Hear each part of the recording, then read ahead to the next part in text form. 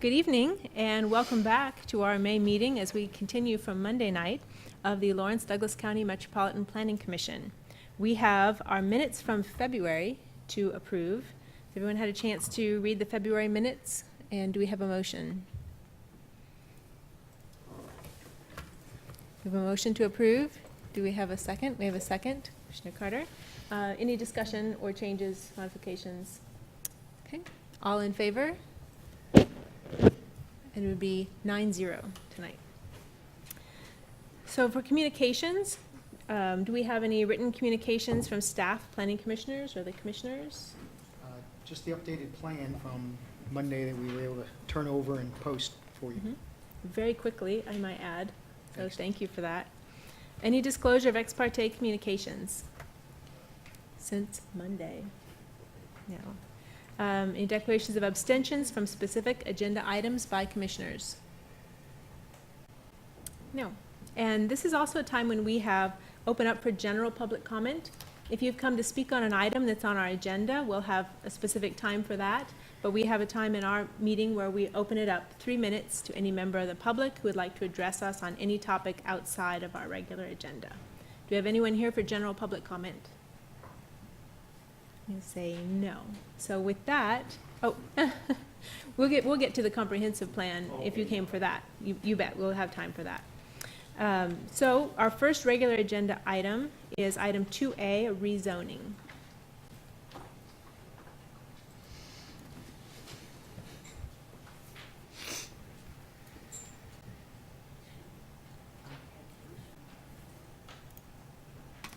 Good evening, Commissioners. I'm Catherine Week, one of the planners. I'm actually going to present both item 2A and 2B in one presentation, but they'll need 2 separate actions at the end. So, and this is for rezoning and also a preliminary plat. The site location is 3131 West 31st Street.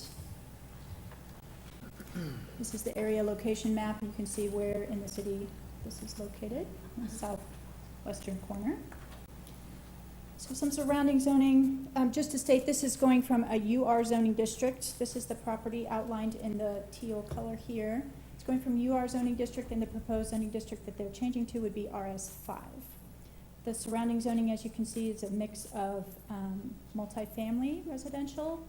There's a little sliver of CO kind of to the west of this property, but primarily this is a mix of residential and multifamily.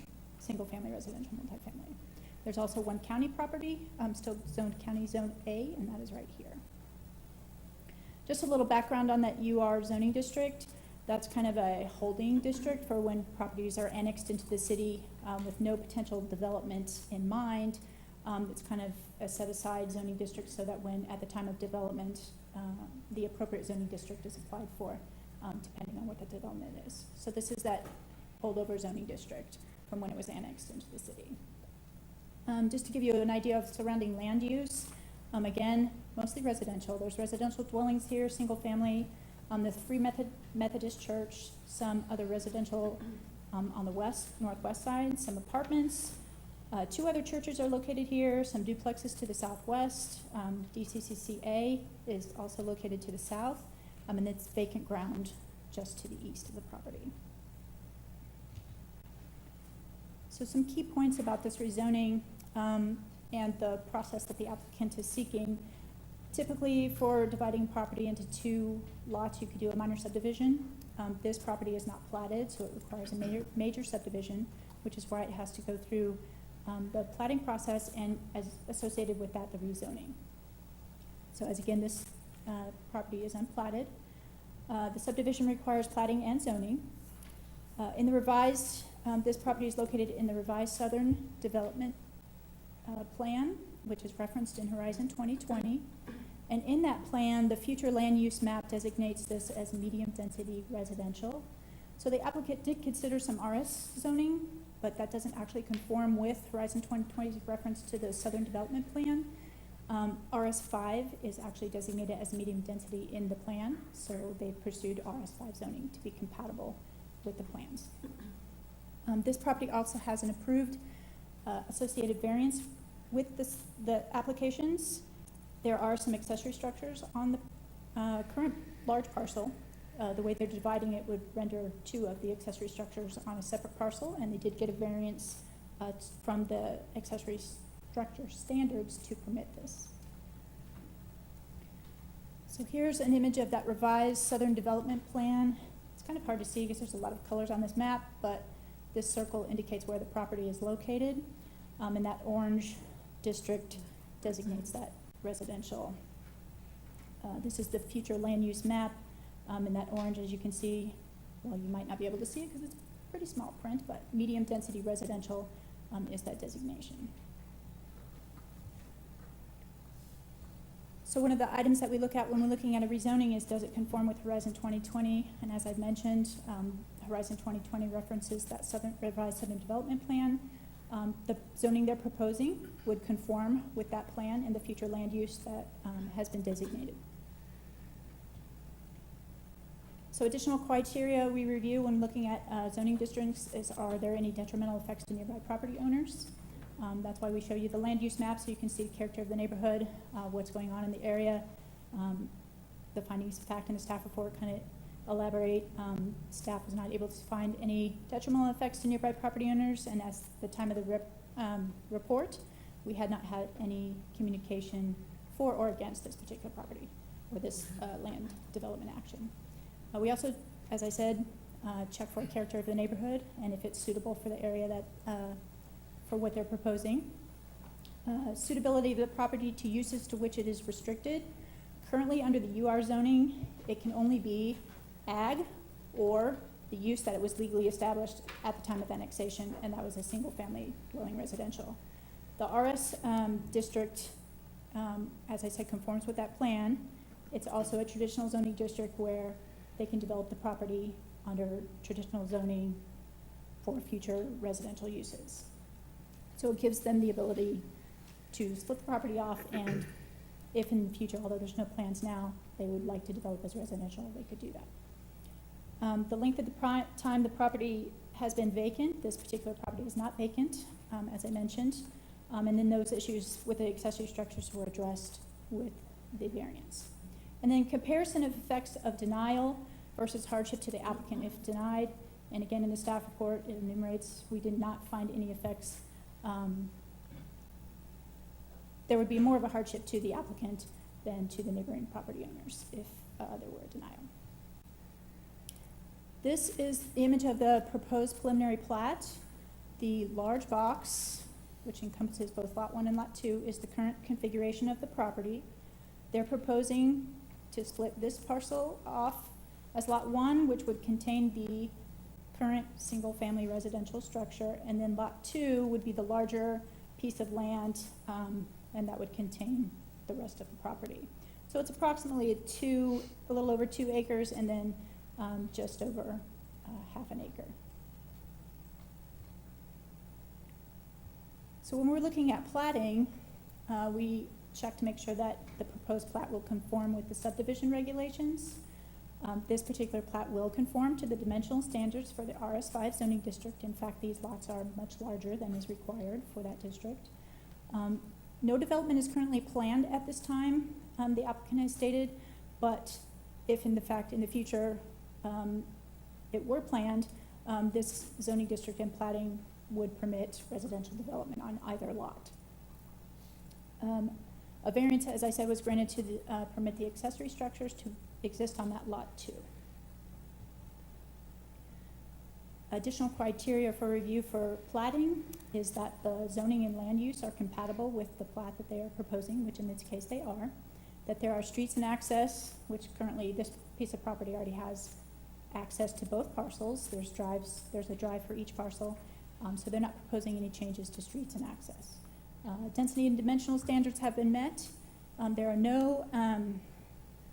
are easements and no right-of-way that would be dedicated, but there are some easements on the final plat that will incorporate some infrastructure improvements.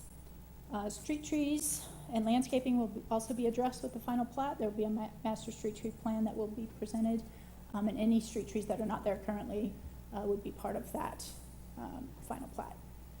and then any compliance with the major subdivision regulations.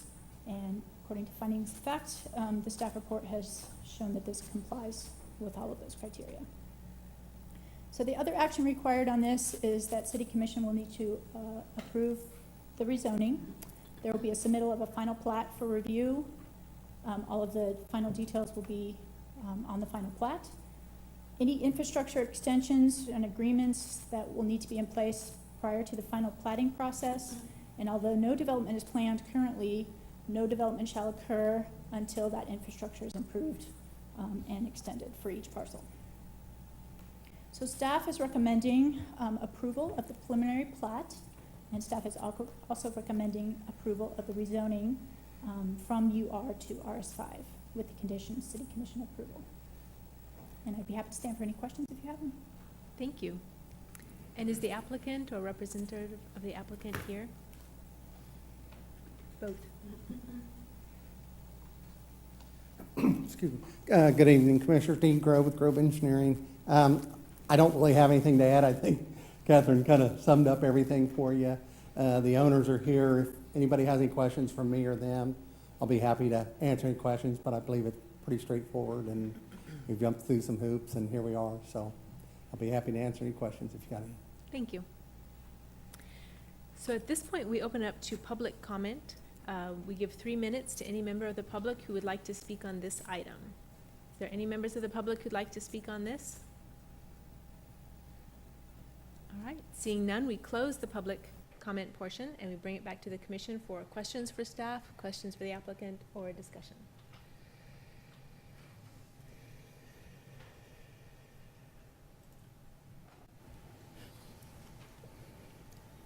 I have a quick question for Catherine. The variance, was that granted by the BZA? Is that who it had to go to? Yes, yes, and it was in the April meeting that they approved that variance request. And is the issue that the accessory buildings then exist without a residence? Is that the issue? Yeah, they would exist on the parcel without a primary structure, so Okay. that goes against the regulations and standards for accessory structures. Mhm. So they had to get a variance to proceed with the minor subdivision, Okay, thank you. or I'm sorry, the preliminary plat. Okay. Have any other questions or motions?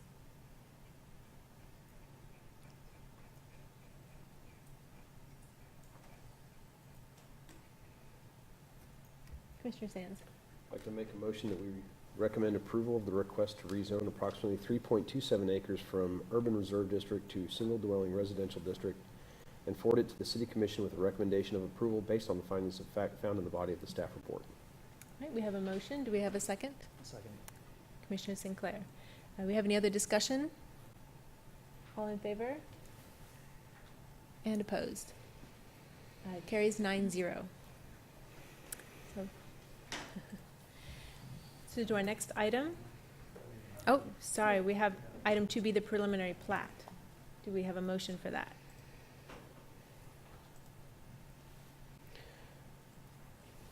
Commissioner Sands. I thank move you. that we recommend approval of the preliminary plat for Burnett Addition located at 3131 West 31st Street, submitted by Grove Engineering Services on behalf of property owner of record. We have a motion. Do we have a second? Commissioner Carter, and any other discussion?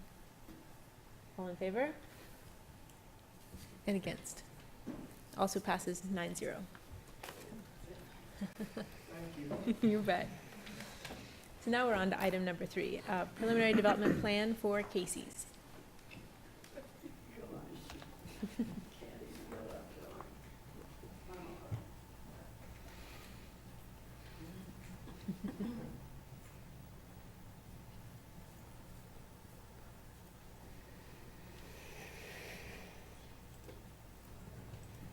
Good evening, Commissioners. Sandy Day, Planning. The item that you have before you this evening is a revision to an approved development plan. It is part of the Target PCD. It was originally approved under the old code, so it has a little bit different process than we would see in the Land Development Code.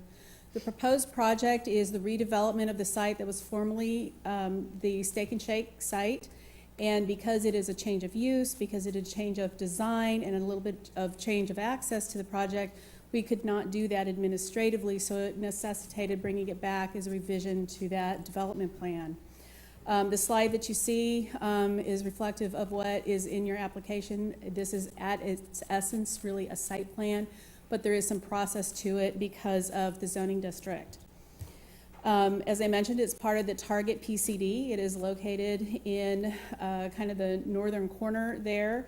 The area that is right at the corner of Iowa Street and 31st has conventional zoning, where the rest of the project has planned development zoning. The original development had a number of phases that went with it and a number of use restrictions that went with it as well. Uses under the old code were grouped into what were called use groups, and then within that there were some uses within those groups that were restricted. However, gasoline sales was one of the uses that is permitted, and so that is an allowed use within this project. Just to step you through, because you probably don't see these very often, to go over just very quickly what that process is. We're looking at a revision as a preliminary development plan. It will go to this body where you are providing a recommendation as an advisory board to the City Commission. City Commission will act as a final determination on that preliminary development plan. The assumption that is approved, the applicant would then submit a final development plan, which would come back to this body. And then that would terminate the review of the zoning land use piece. As I mentioned, land uses are a little bit different categories between the two codes, so we tried to give you a little bit of a comparative analysis to what those are. What I think is very interesting is in the previous code, we had food convenience stores that included gasoline sales, whereas in the land development code, that's actually 3 separate uses that make up that same thing. And that has a little bit of impact on parking, especially when we were talking about conventional zoning. So we also gave you a brief summary of the off-street parking comparison, just to give you an understanding of what that looks like in the plan development, especially these older plan developments. Off-street parking was required at 1 space per 200 net square feet. So we do calculate parking a little bit differently in the land development code and conventional zoning.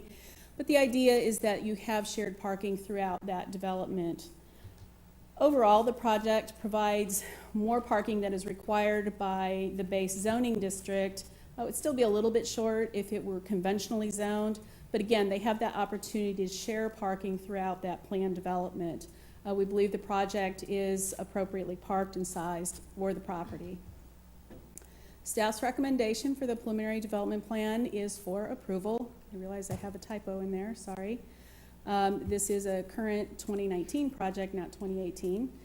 I'm happy to answer any questions. And I know the applicant is here as well. All right, thank you. Sure. Would the applicant care to speak?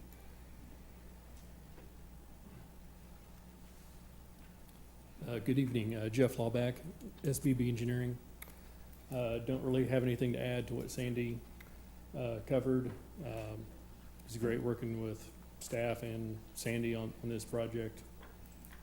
And also have a couple of Casey's representatives here also, if you have any questions for us. Thank you very much. We may. And this is a public hearing item. Are there any members of the public who would care to speak on this item? We have 3 minutes for each member of the public. Okay, seeing none, we will close that and bring it back up to the commission for discussion or questions.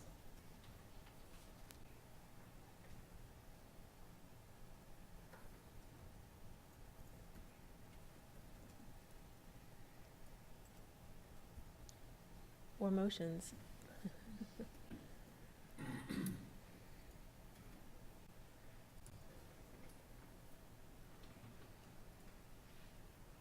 Anyone?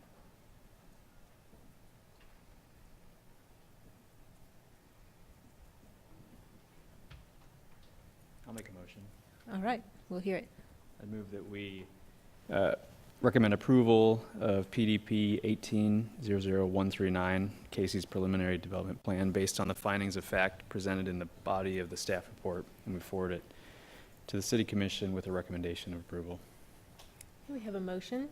Can we amend that to be 19 instead of 18? Yeah, sorry. Uh-huh. Do we have a second? Commissioner Payton. Any other discussion? I'm sorry, did I see a hand? Commissioner Sands? No? Oh, no, I haven't. Okay. Sorry. All right, and all in favor? And opposed? Passes 9-0. Thank you.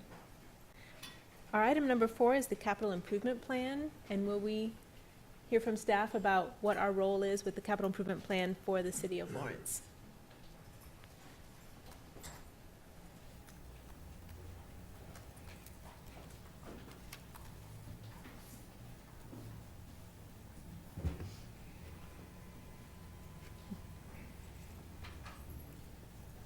Good evening, Jeff Crick with the City County Planning Office. The item before you this evening is to review and find in conformance the capital improvement plan for 2020 through 2024. This is an item that you will see every year, and you've probably, if you've been around, you've seen this kind of roll through. So I'll kind of give you a quick highlight version of it. The CIP is all available online, has a lot of project sheets and details and numbers into it. I'm not an expert on all the projects, nor the numbers or the details going into them, but I'd be happy to try my best to answer any questions you may have going along. The state statute requires you to review the capital improvement plan in reference to the comprehensive plan. So your role is to review it and determine if these projects that are proposed are consistent with the goals of Horizon 2020. Overall, it kind of really, the benefit of a CIP works in very many ways and really comes together very well with a comprehensive plan. It promotes a long-range view and coordination. It looks at the overall development pattern and just kind of the perspective of that from a financial standpoint of what projects are going on, what needs to be done, what projects need to come back to be just reviewed and retrofitted as we kind of go through both the new infrastructure and then review the existing condition of the current infrastructure. It also effectively budgets our operating costs so we can get an idea of what we're spending our money on and where it is going towards. The consistency really derives from about 5 key elements that you'll see inside the CIP itself. And they're listed here. It really covers a lot of the details in various project forms. Facilities and maintenance is just the upkeep and general items for the city itself.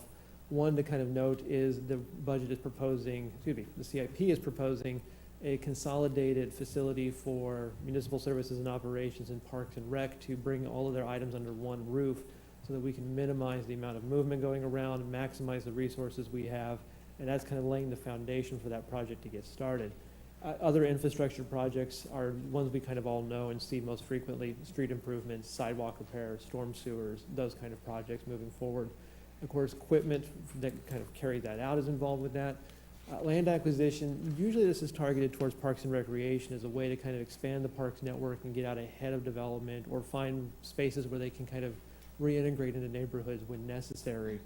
And social justice initiatives are really focused around items such as the Affordable Housing Advisory Board and its trust fund and allocations towards it. The elements inside of Horizon 2020 that really touch on these are on your screen here, and you can see it is a wide amount of the elements and stuff inside the plan itself. In the staff reports you have in your packet, we do go into more detail at talking about the action items and the goals and policies that really touch on the different items involved in the CIP. Staff did review the CIP and reviewed it against Horizon 2020, and we recommend that the Planning Commission find that the projects presented are in conformance with Horizon 2020 and forward that recommendation to the City Commission. With that, I'd be glad to answer any questions you may have. Thank you. Now, there's no applicant on this item because the city is the applicant, but this is still a public hearing item, is it not? So we will hear from members of the public. Would anyone care to address us on the CIP for the city capital improvement plan? 3 minutes for anyone who'd like to speak on the capital improvement plan. Okay, seeing none, bring it back to the commission for questions for staff or comments.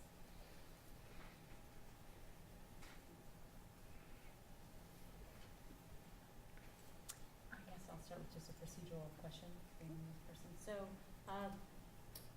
as I understand it, none of these will any of these projects come back to us for approval? Possible. You know, as a development property or project or rezoning to accommodate a city capital project or something like that, it is possible. And if we, Go ahead. no. And if we were concerned with one item or another on this list, what would Well, so a little bit more context. This is born out of state statute, and it's intended to make sure that capital planning aligns with comprehensive planning, so that the city doesn't propose a new street boulevard in an area that the comp plan says will remain rural in nature. Okay, and we've got that kind of sector plan in the northeast area, for example.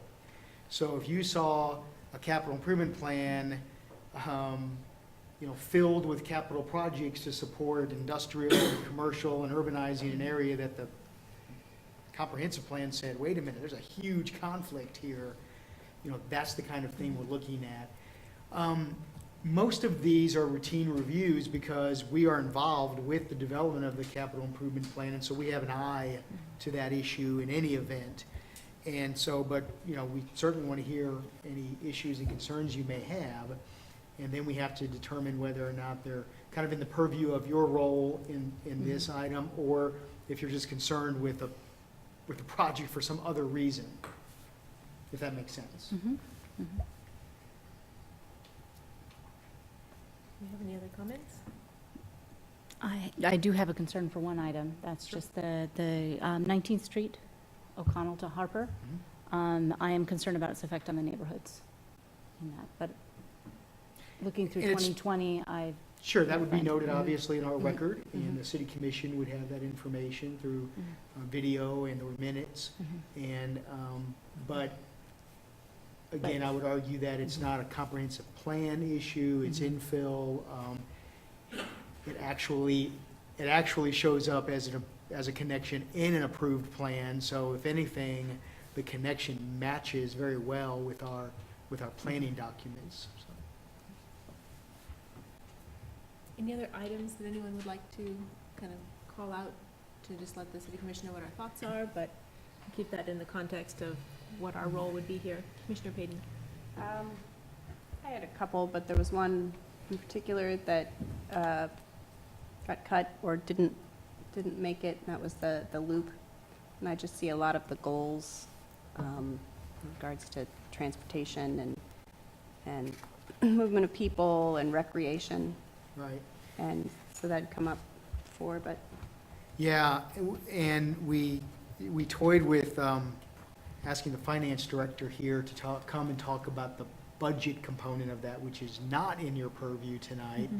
But to thwart those kind of discussions, we thought, well, maybe you should just stay, away, and we'll keep focusing them back to the charge of the comprehensive plan review, because you're really looking at it not for the competing budget items, which is what that really is. right. The loop clearly matches our comprehensive plan and other plans that we have adopted. That's an issue of budget issues, not comprehensive plan issues. Any other comments on the CIP or particular items? We'd entertain a motion.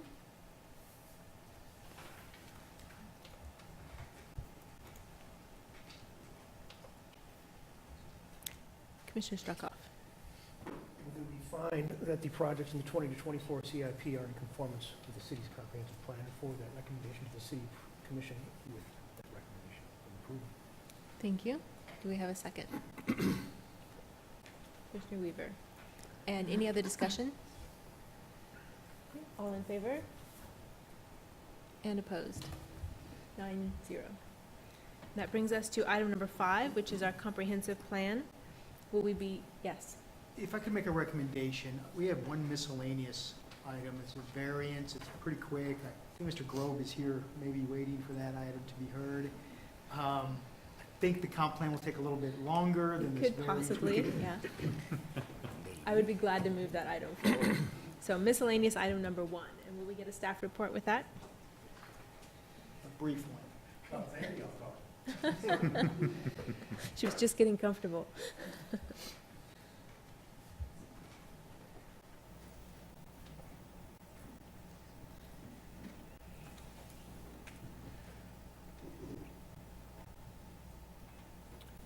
So, good evening again. The minor subdivision that we're talking about is property that's located at 508 Michigan Street. You actually saw this about a year ago when we looked at rezoning of the property to the CS district. The property is currently comprised of three platted lots and some vacated right-of-way, and the applicant is proposing to combine those platted and vacated right-of-way parcels into a single lot to facilitate a site plan that we are also currently working on. The subdivision regulations require that when you replat new, that it meet the design standards of the base district. Well, anything platted, replatted in the CS district actually requires 100 feet of frontage along a public street. Now, obviously, this property cannot meet that design standard, so a technical variance is required by this body. It has residential zoning to its north and to its west. It has CS zoning further to the south. This is the medical arts building site. The building you see here is where that tall tower is. And then these two parcels, one is zoned RS and the other is zoned RM12, are actually vacant parcels that happen to be owned also by the medical arts building group. Just a quick slide of what those surrounding land uses are. This property has been commercial for a lengthy time. Its uses have changed a little bit over time. The rezoning last year actually brought that property into compliance so that the land use in the zoning district finally align. The platted subdivision, or the pattern that we find in that area, is pretty typically around 50-foot wide lots. The properties both to the immediate north and the immediate south are residentially zoned, so there would be some hardship in trying to absorb one or more of those parcels. They don't have the consistent zoning with this subject property to be able to expand that lot width very easily at all. And then there's also that question of if you change and expand that zoning, we also lose some housing stock as well. We talked a little bit about that during the rezoning as well. Let's see here. Just a quick exhibit of what some of that frontage is that we find along this segment of Michigan Street. Really kind of varies depending on whether the property is a grouping of multiple platted lots in that area or if they are just single lots. I'm not sure why it varies. The plat itself looks like those lots are pretty uniformly 50 feet, and I think that may have to do with more modern surveying techniques. Mentioned a little bit about the hardship of trying to assimilate more property to expand this particular lot. Those houses that are on either side of it, or those residential uses that are on either side of this property, are stable and in use. So that would be quite a disruption, at least at this point, to go ahead, rezone them, demo those structures, and increase the lot size. The proposed project that we believe is in harmony with the intended purpose of the regulations. The regulations are really getting at trying to have viable, sustainable, commercially sized properties with appropriate access. We do see smaller commercial lots, certainly in areas where we're transitioning from a commercial corridor into a residential neighborhood. And then the public health, safety, and welfare is protected, and we believe that granting the variance was not going to harm any of those things. I'm happy to answer any questions. I mentioned that we also have a site plan in process with this project. So once the platting is done, the site plan will be wrapping up, and then this property will be fully compliant. I will mention that we have had one property owner who's been following this project very closely. They have had some concerns. That is more about some buffering and screening related to the site plan. It is not affecting the plat, and they did not provide any communication to us about the subdivision plat. So, Okay, thank you. you're welcome. And Mr. Grobe, would you care to add anything to that? Only because I get a chance to say something that I will. No, I really don't have anything to add, just, you know, as the regulations evolve, you end up with a round peg in a square hole, and that's what we've got here. And, you know, you've got 3 lots that have always been kind of 3 lots, and now we need to join them, and so it doesn't meet this 100-foot rule. So I'll be happy to answer any other questions if you got them. Thank you, we may.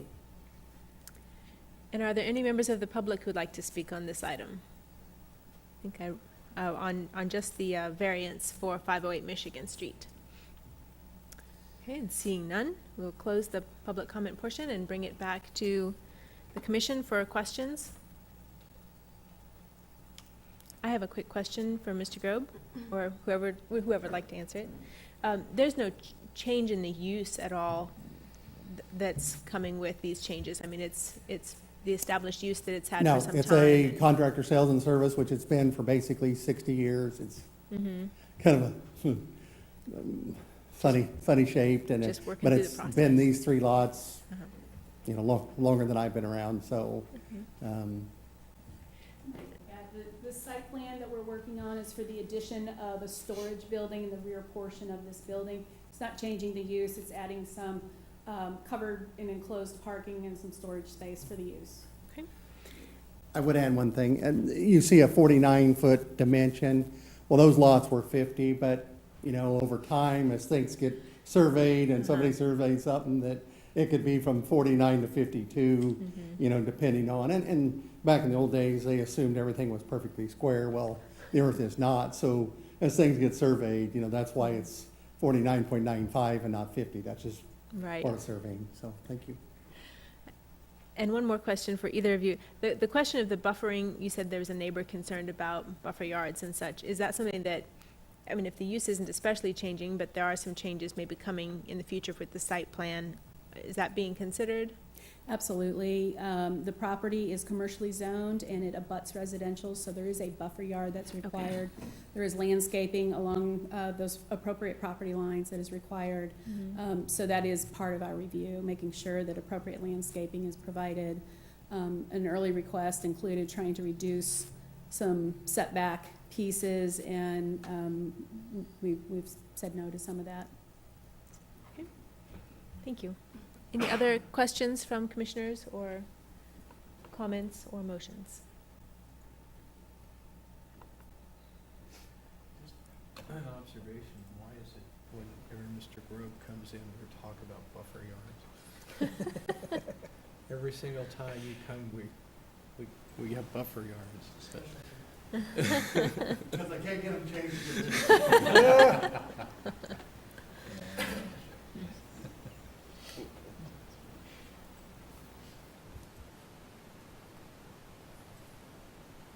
Any other questions, motions? Commissioner Payton? I make a motion that we approve the variance requested for minor subdivision MS 19-00216 to allow reduced frontage lot width from 100 feet to 49.9 feet as shown on the attached drawing. Thank you. And do we have a second? Commissioner Carter? Any other discussion? All in favor? And opposed? 9-0. So, thank you. And at this time, we can move to miscellaneous item number 2. Just kidding. Sorry, to item number 5, the comprehensive plan. And as you know, we've been working our way through this document. We've actually gotten to the end of the document, and now we have some cleanup items that Jeff has kindly been keeping track of during this time. And I think he's going to give us, are you giving us a presentation as part of that? Not at all. Okay. So I did type up what I think are our kind of items that we had flagged that we would come back to. But we also need to open up for public comment. And we have had the tradition of taking public comment on any portion of the plan, which tonight we actually are opening up the entire plan also. So would any member of the public care to address us on the comprehensive plan? And we've been giving 5 minutes to each person for the comprehensive plan.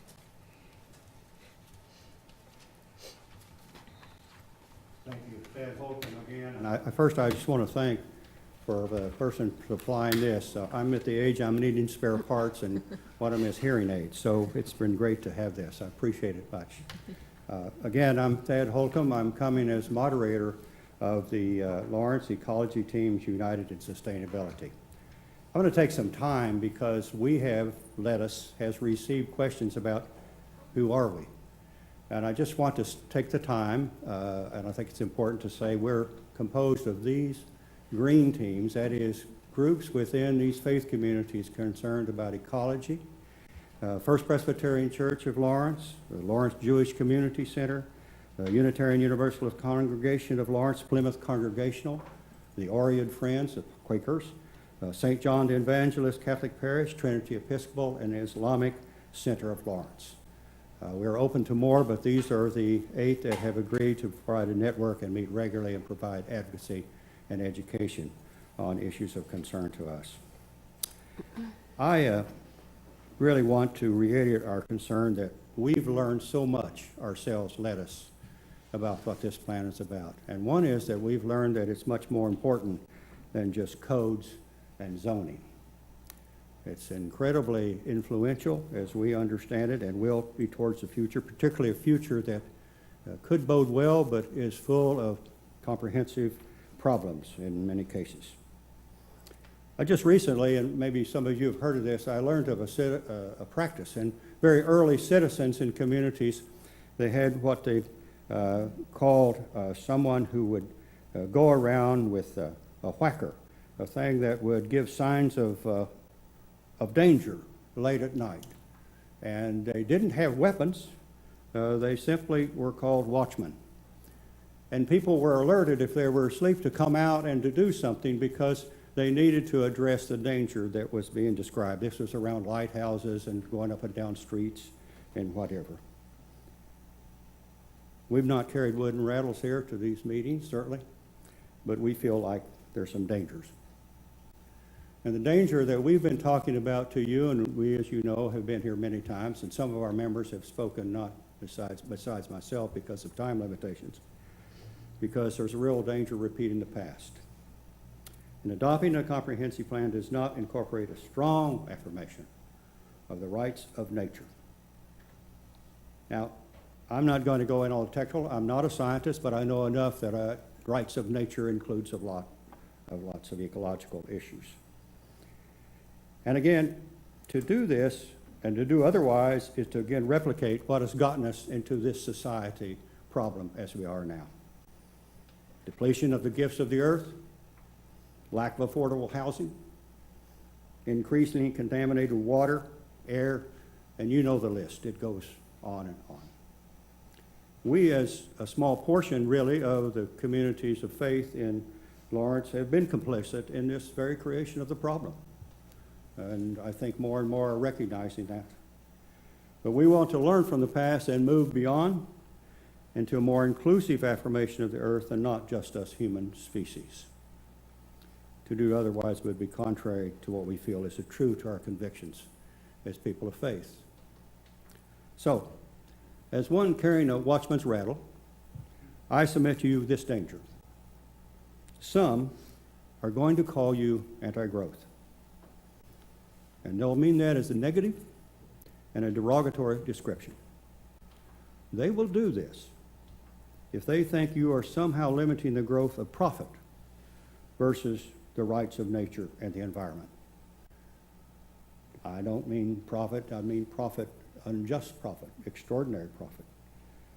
If you feel like you are limiting that over against in the plan that you come up with. Lawrence and Douglas County are going to grow. Of course that's going to happen.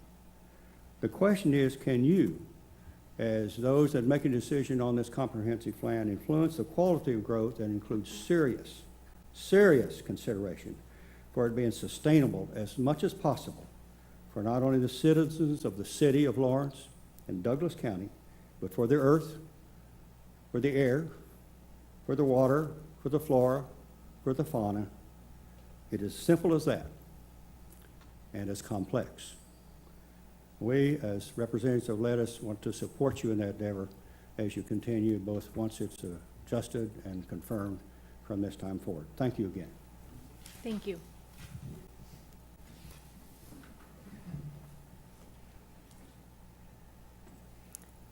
Who would like to be next?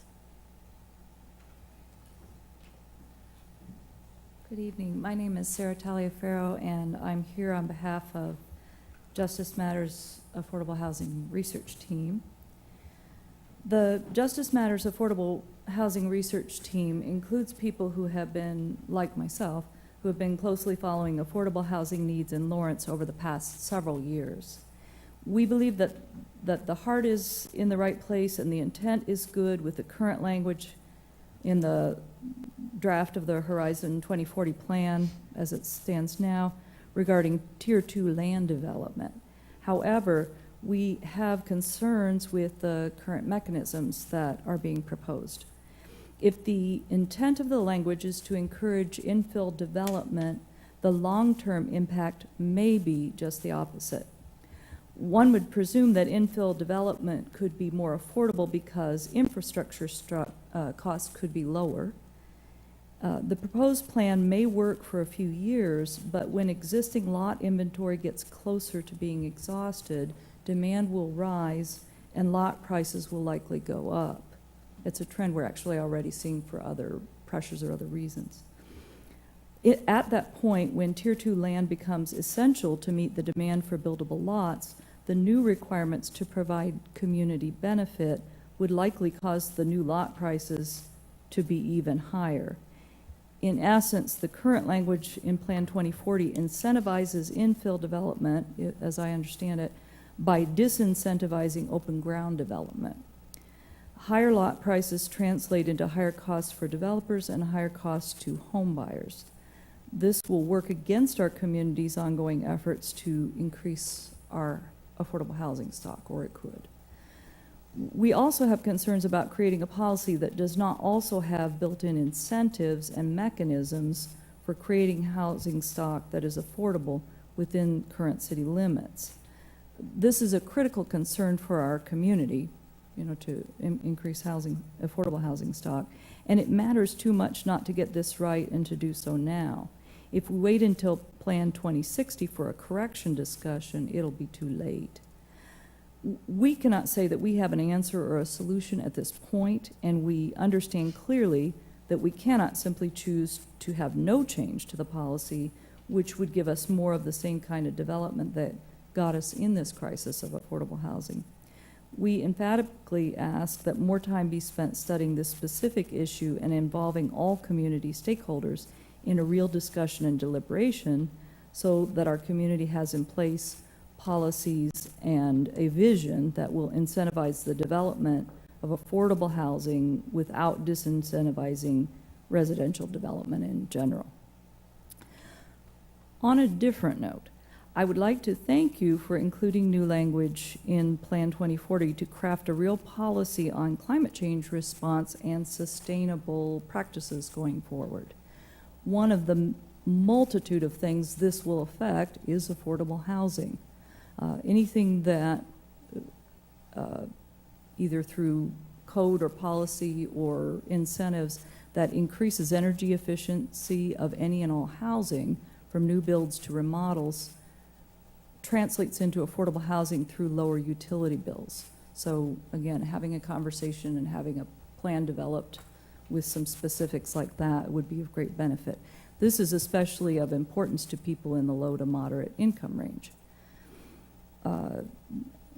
Because affordable housing includes not only the cost of housing, but the cost of utilities.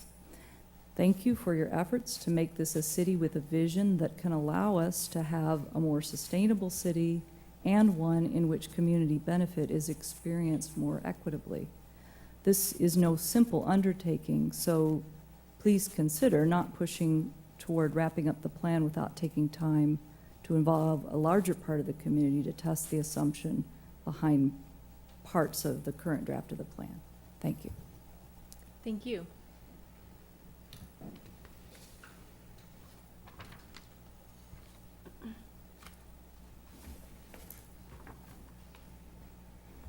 Good evening, I'm Bobby Flory with the Lawrence Home Builders Association.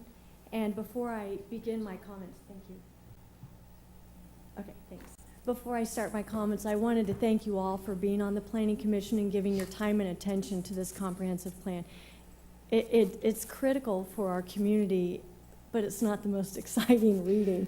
But anyway, I appreciate your attention and your time to this. And also, secondly, I would like to really extend an appreciation to staff. While we have not always agreed on every issue throughout, not just through the Planning Commission hearings, but through the entire process, your planning staff has always been extremely helpful and generous with sharing information. And again, while we disagree on some things at times, I do appreciate your help through this whole process. So wanted to recognize them for that. Regarding Chapter 2, this is what I've been speaking to along with the realtors and our concerns about the lack of incentives for this growth. I would agree with Mr. Holcomb that we also want sustainable housing, and I think a lot of us here tonight want the same things. It's just how do we get there? But we also value sustainable growth. Using a tier system to prioritize how we grow, I think, and I've said from the beginning, is appropriate, but should be incentivized and not the other way around, disincentivized. Right now, the growth management policy discourages growth in Tier 2 by requiring that demand be proven through different studies, and also because of the requirement for the community benefit. And as you know, when a community benefit is required for a developer, those costs of that community benefit that the developer will have to pay will then be passed on to the remaining lots within the subdivision. Whether the benefit is lots and it's passed on to the remaining lots, or if it's just land that could have been used for development without incentives, then that cost is going to be passed on to the other buyers, making those lots more expensive.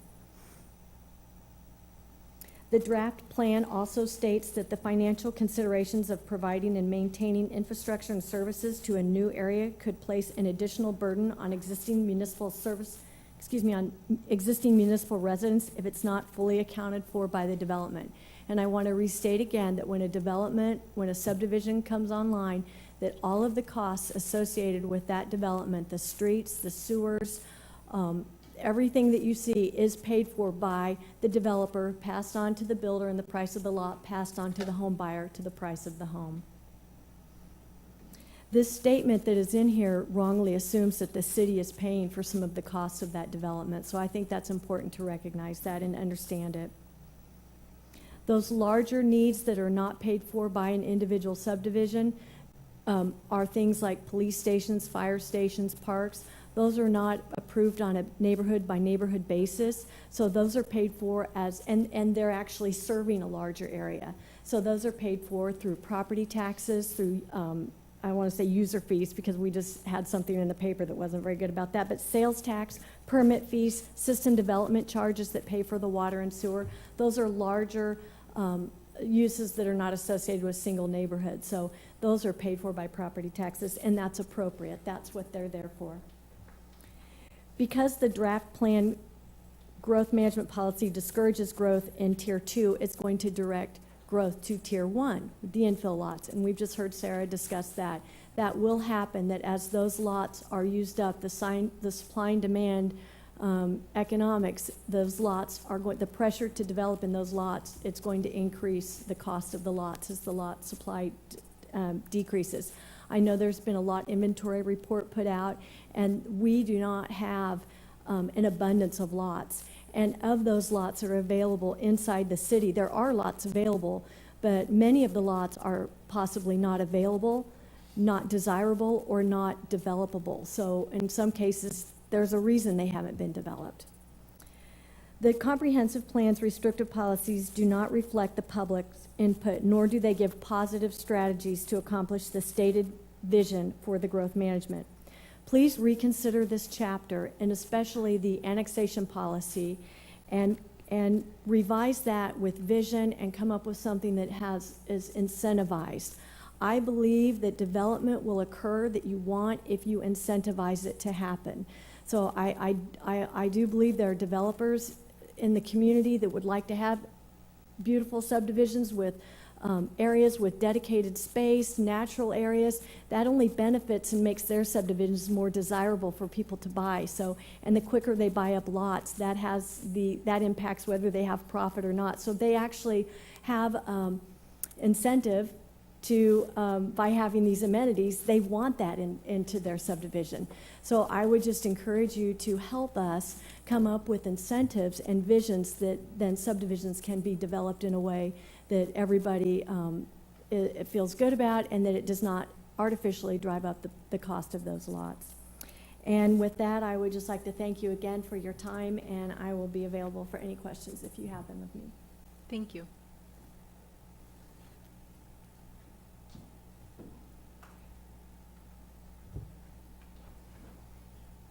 Good evening, Commissioners. My name is Paul Newsom.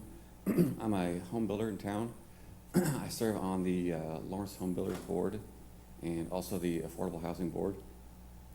I just wanted to take a quick second to back up Bobby's approach of an incentive-based approach instead of the opposite. I think that this has the potential to drive up costs, and also in the long-term forecast, it could even affect jobs. Construction jobs are a very big part of this town, and we could see an effect if real estate prices go up.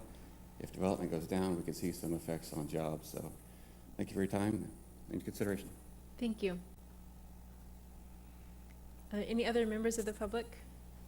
Karen, I do have the annexation policy that I originally proposed. I'm sorry, I forgot to open that up on the screen, so.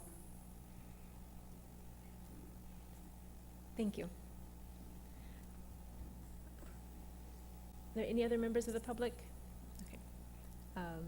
With that, we will close the public comment portion. We may yet have questions for those who chose to speak, and we will bring it back to the Planning Commission for discussion. I'm going to read that real quick. Okay, I didn't know if you were getting rid of it.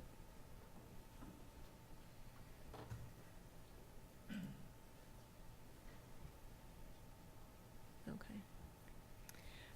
So we may come back to that if we need it. There's a list of topics, and they are, of course, in reverse order, which seemed logical to me at the time when I made this list. So I'd like to go down the list. These are topics that, as we have had our discussions, that we've flagged some things for later discussion. Some of these we may spend time on, some of these we may spend less. The last item there that we can just see at the bottom there is that after we've gone through those things, we will open that up for if there are issues that people just want to talk about. So we'll tackle these that are specific ones, but it doesn't mean that if you have an issue that's kind of just stuck with you as we've gone through the document that we won't get to that. We will. So with that, we have Chapter 7, Section E, which is the food systems development. They kind of threw a lot of changes at us that were in the red line version, and if we had a chance to look at that, to just revise, polish, we didn't really get a chance to see that one very well. While people find that, I had some suggestions of language changes that were fairly minor for that, while I find them also.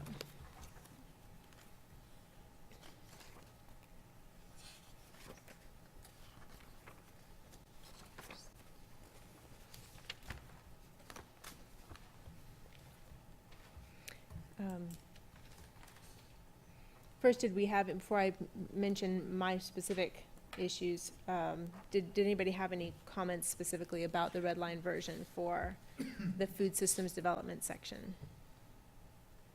Just a potential correction. It seems to me that on page 75, Mm-hmm. just 1.1 and 2.1 are identical. I don't know if that was intentional.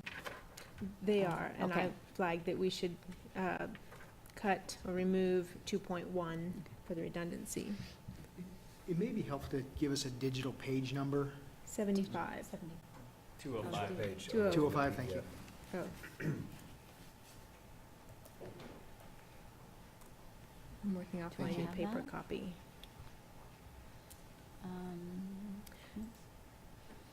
Both state, consider the goals and policies of the Food Policy Council when creating land use plans and reviewing development applications. Page 205. Thank you.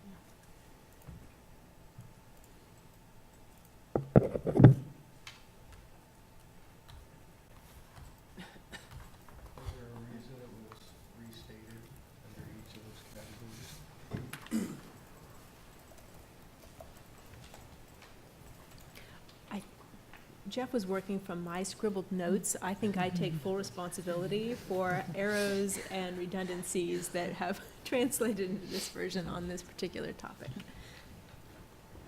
It's amazing he could make anything out of what I left him, really. I recall we were trying to move some of the existing policies and kind of merge the Yes. two documents. And so it seemed to be reasonable at the time to place these under these headings. Mhm. Did anyone have any other issues with goal 1 or goal 2? I had some suggestions on 2.2, which will probably now become 2.1, as it turns out. So we have develop support for development and support, which I just couldn't handle. So I suggested striking develop support for and with the, and in placing the word create. So it would be create economic development and business support services tailored to a diversified agricultural system, including infrastructure and I think instead of value-based, it was probably meant to be value-added, which is, when we talk about agricultural production, value-added is usually the term that's used. So I would propose those 2 changes. Anybody have any agreements or disagreements with any of that? I thought perhaps using support instead of create, and say support economic development and business services.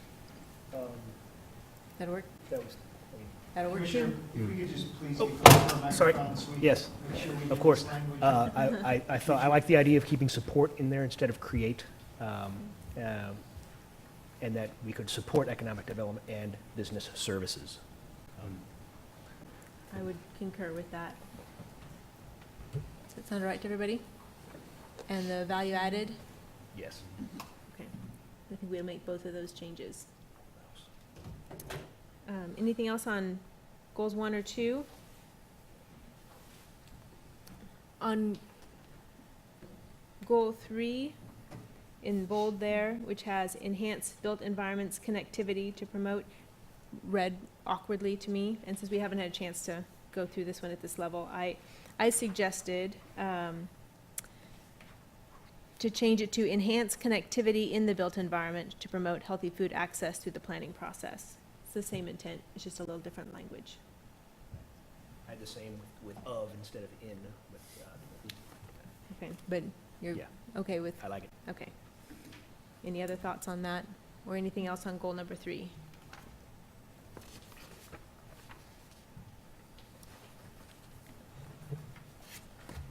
Goal number 4. I had a couple of small changes on 4.1, which instead of the resilience of our local food systems, I had the resilience of our agricultural future. It's really talking about this big picture in terms of climate change and food systems, and kind of agriculture as a whole that we're, it's talking about the climate change adaptation and mitigation plan, the open space plan. These are kind of bigger than just local food. I think they're the future of agriculture in its entirety. Does that sound all right? I don't really want to lose local food system. Well, the whole topic, I mean, the whole chapter is local food.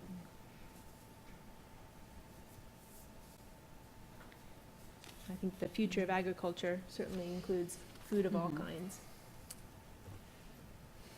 Any other thoughts or a different language you'd like to propose?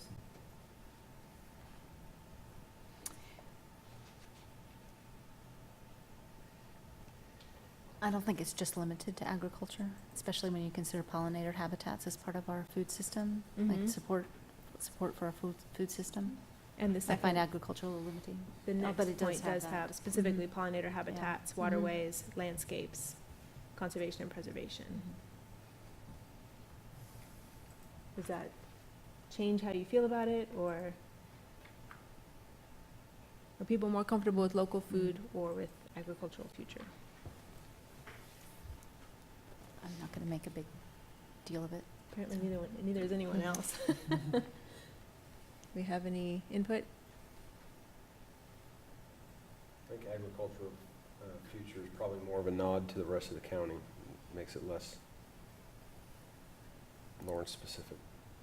Our commodity farmers are certainly struggling with climate change in all its forms. I would stick with agricultural future if that's all right, if we have the other items also accounted for.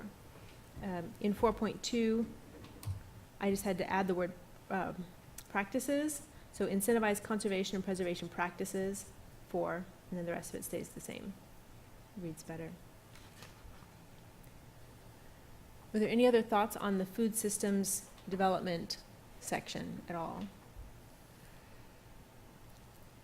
So we'll accept all the changes that came in on Monday, plus these minor revisions. The next item then on our list of topics to resolve would be cemeteries. And I believe, Jeff, you've spoken with the City of Lawrence about this issue. What were their thoughts and guidance? They were of the advisement that not have it in Plan 2040, but have it as something that would go into the Parks and Rec master plan during its updating cycle. They thought it was a little bit too specific and too much focused on their operation to really come to the level of a comprehensive plan. Okay. And that's the City of Lawrence. Of course, there are cemeteries in the county also, which are an entirely different beast and regulated and managed in different ways. I was kind of excited to write a little language about cemeteries, but when is their cycle for when they would update the Parks and Rec plan? They didn't indicate that they had one in the works. I'm not exactly sure. Mm-hmm. But just like we do comprehensive plan amendments, they've actually just updated. Okay. They actually really appreciated the discussion and the comment. They wouldn't pound their chest over having a policy in our comp plan. And we also advised them that you had created a policy around wild areas as well. And so it's just, you asked us to ask them, and they thought it was a little more operational than 30,000 foot level to pluck out one facility type that they maintain, and note that.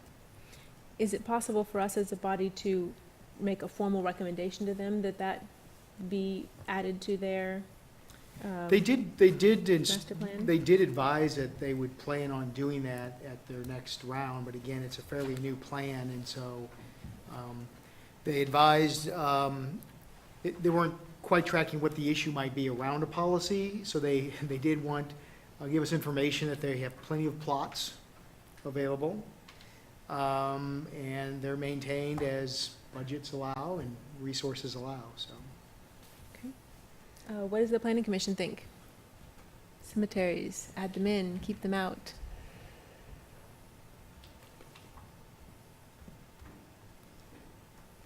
So you've obviously been thinking about this since Monday, so. I'm not sure there's enough,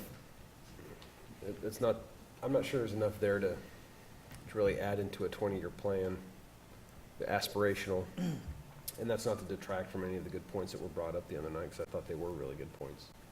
But I don't know if in my mind, there's an imaginary line of, does it need to be added, does it not need to be added? This one doesn't cross that line for me. And I'd love to hear what everybody else thinks.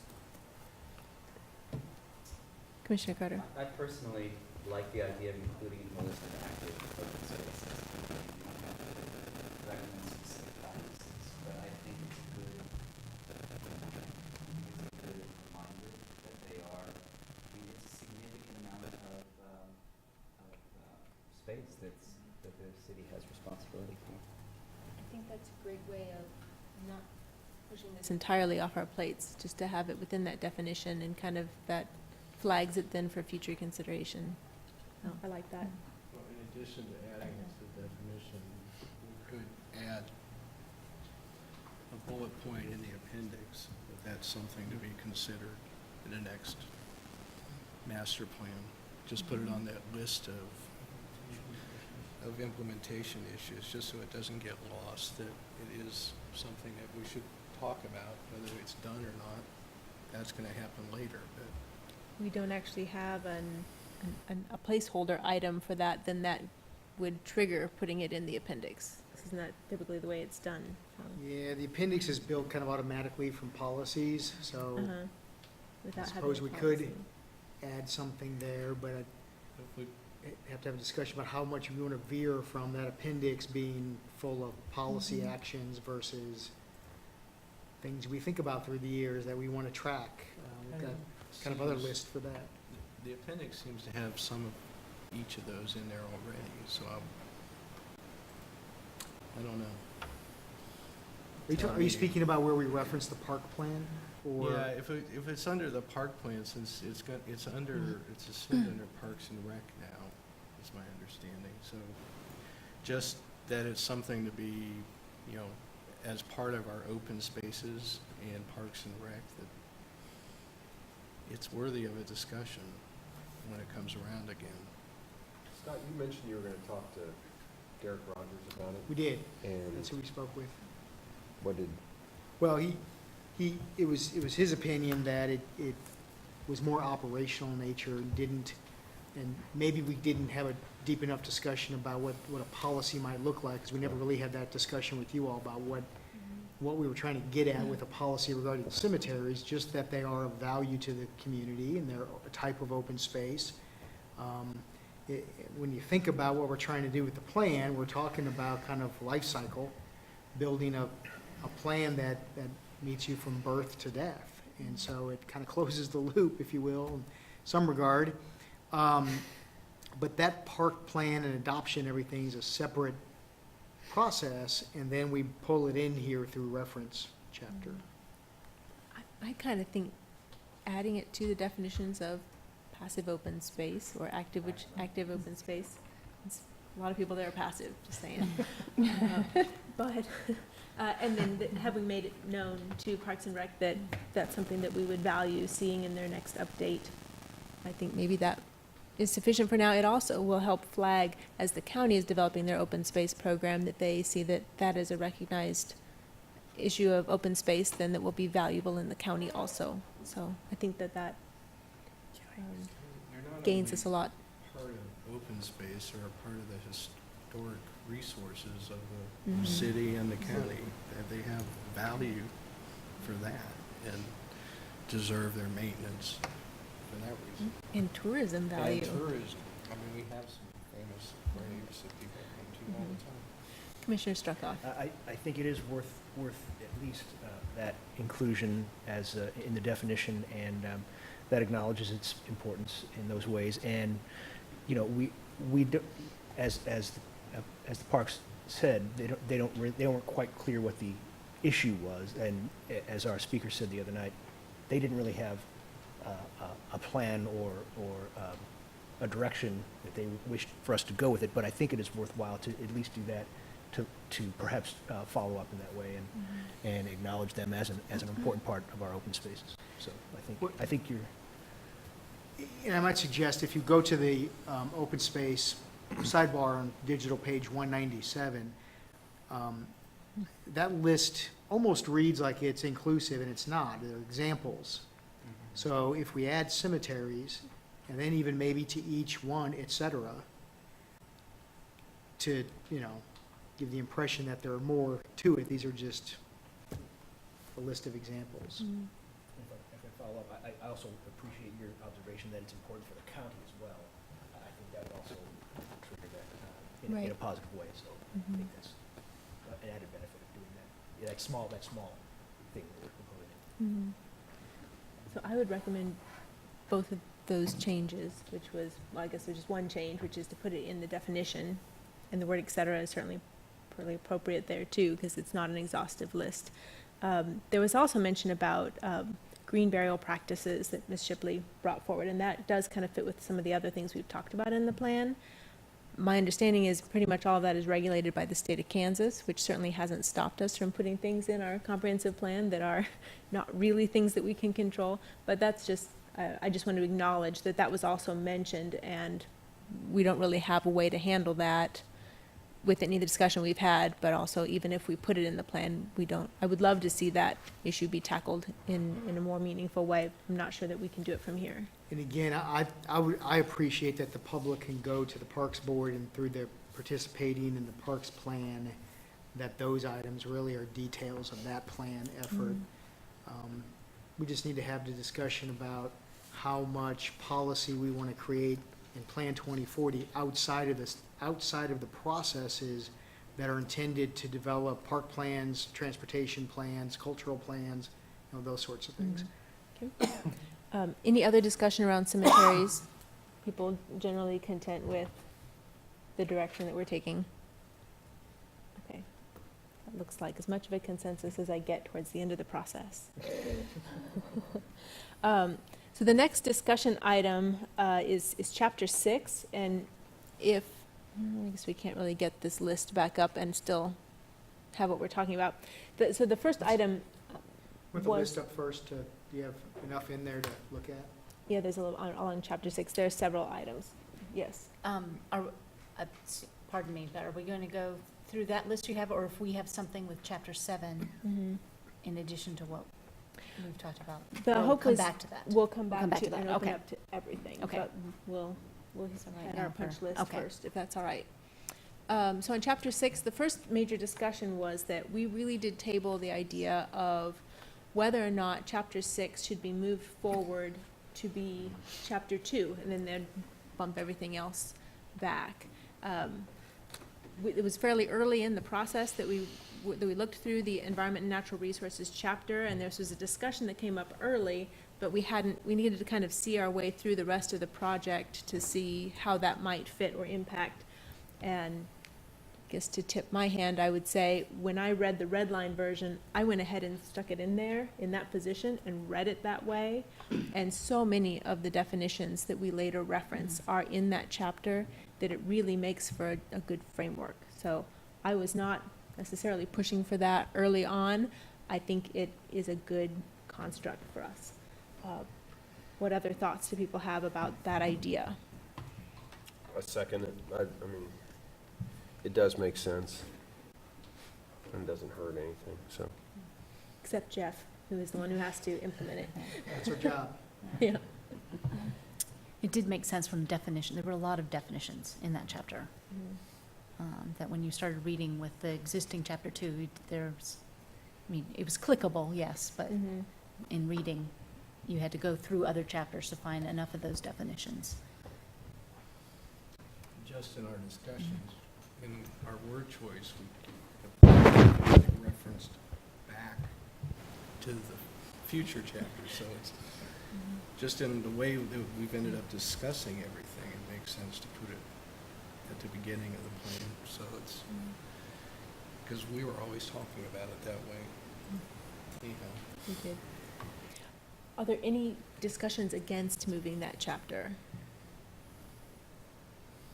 Okay, I think we have a consensus that we would like to see that happen. We know that that will happen between now and June when we have our final resolution. So we do ask staff to move Environment and Natural Resources to be Chapter 2. So those who hear about Chapter 2, you're now Chapter 3. I think we're going to have to keep our discussion with the current numbers, or I'm never going to make it through. The second item there was the concept of health planning, and Commissioner Ashworth actually flagged this, and I believe it was in the transportation chapter. That was the first time we saw this idea of health planning or health systems planning. I think health planning is the terminology. And that seemed like a concept that was worth bringing forward to then put into what is our Environment and Natural Resources chapter, because we do have language that's similar but doesn't use that exact wording. So I actually have a recommended place to stick that if we decide that that's a definition or a concept that's worth moving forward rather than waiting until Chapter 4. And if we can find it, it's what's currently still called Chapter 6. Yes, which would then be Chapter 2. It's currently point 6.3, which, let's see if I have to find it.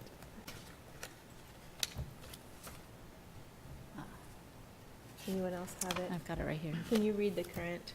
It's 6.3, this is page 190, digital page 190. It says foster and encourage healthy lifestyle options through development and design of the built environment.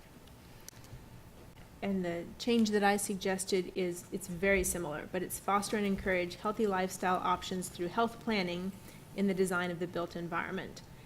And then the question is, we don't actually have a definition of health planning. We talked about it from here, but I don't think we asked for a definition. Is that an appropriate thing? That, I mean, in planning lingo, this means something very specific, right? Is that something that we would want a definition of in this chapter? Then it's later referenced. I believe the other place it's referenced is in the neighborhood chapter, I believe that's right? right. It's the neighborhood Okay. chapter. And do we have any support about changing and having that concept brought forward into this chapter, the proposed language?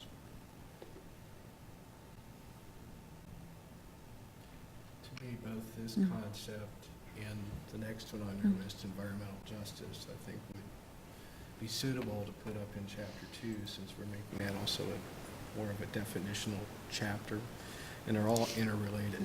So it does make sense to me to have those definitions and references in there. We have general support on the language that I suggested and asking staff to include in a sidebar, there's probably no room left in these sidebars, a definition of health planning. You're gonna miss some good pictures, but. It might come down to us also shrinking some other definitions to get space in the sidebars. So it might end up changing some words in there to squeeze everybody in. Some of these pictures are repeated in the appendix. You can start with the pictures. I think we've lost a lot of pictures between where we started and where we are now. So I think we have consensus around that. So, and the second topic was similar. It was the concept of environmental justice, which that's one from the transportation chapter. And I think I flagged that and thought that that's a concept that was worth bringing forward.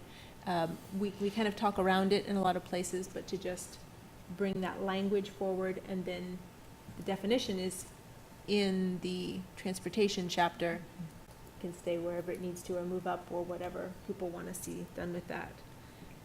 But I suggested, as far as having a place for it, 6.4, which, since you have it, can you read? 6.4, develop a sustainable, no, that's in that one, develop a Yep. sustainable, interconnected, multimodal transportation system. And I just added at the end of that, that reflects the values of environmental justice. I mean, it still is tied to the transportation chapter, which it wouldn't need to, but it seemed like a reasonable placeholder. So if we link that term to the definition, keep it in the sidebar in transportation chapter, you're okay with that? It's fine with me. People need to see it in You the just wanted sidebar. it introduced up in this chapter. Yes. It won't work for us that are wedded to paper copies, but Well, no, we could have had the definition, that it's somewhere. The language change, is it all right with everyone?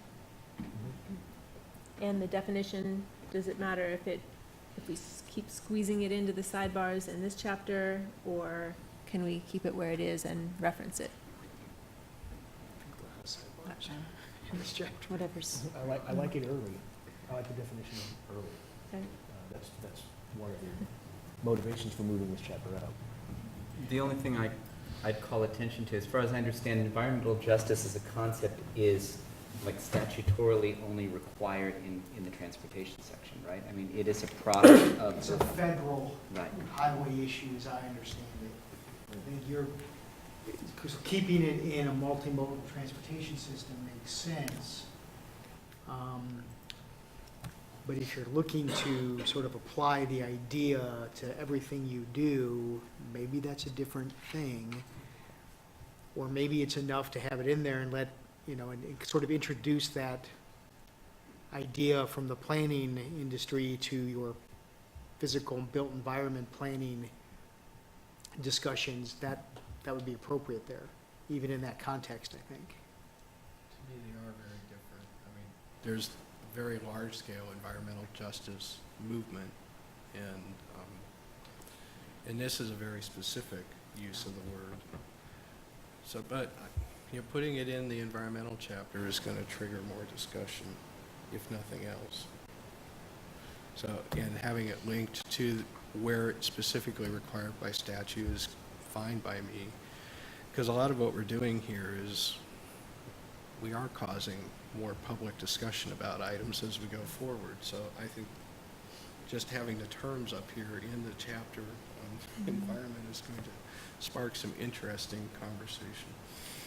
When we read the definition, it is very transportation specific, which the concept is not, but the definition we have is because that's what's needed in the transportation section. So I'm also okay with leaving it where it is, though my original intention was to move it up, but. Could you read it again, what you had? The language? Develop a sustainable, interconnected, multimodal transportation system that reflects the values of environmental justice. And the way you said that, it's reflecting values, not meeting the letter of. Right. And I like that. Thanks. I think we should. I finally wrote something you liked. No, I like a lot of what you Commissioner Payton's still wondering. No, I think that's okay, but I think of it's hard for me when I think of a sustainable, interconnected, multimodal transportation system. It goes without saying that that would be part of it. Well, it should be a good fit then.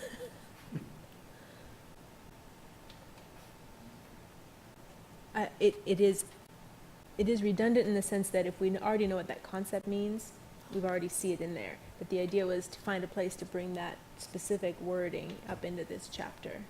So, and that's as far as I got for where to look to put it. I would also say that for the uninitiated reading this document, it probably is worthwhile to keep it in, as suggested. Okay. Yes. As Karen just suggested. Yeah. Yes, yes, yes. I agree. Okay. I think we'll go with that unless I hear strongly otherwise. It's your chance, Commissioner Payton. It's your job to find another place to put it if you don't want it there.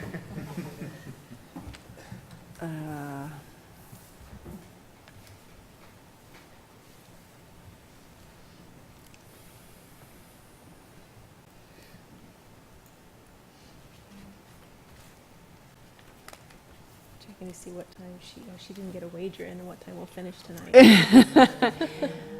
That's the bracket.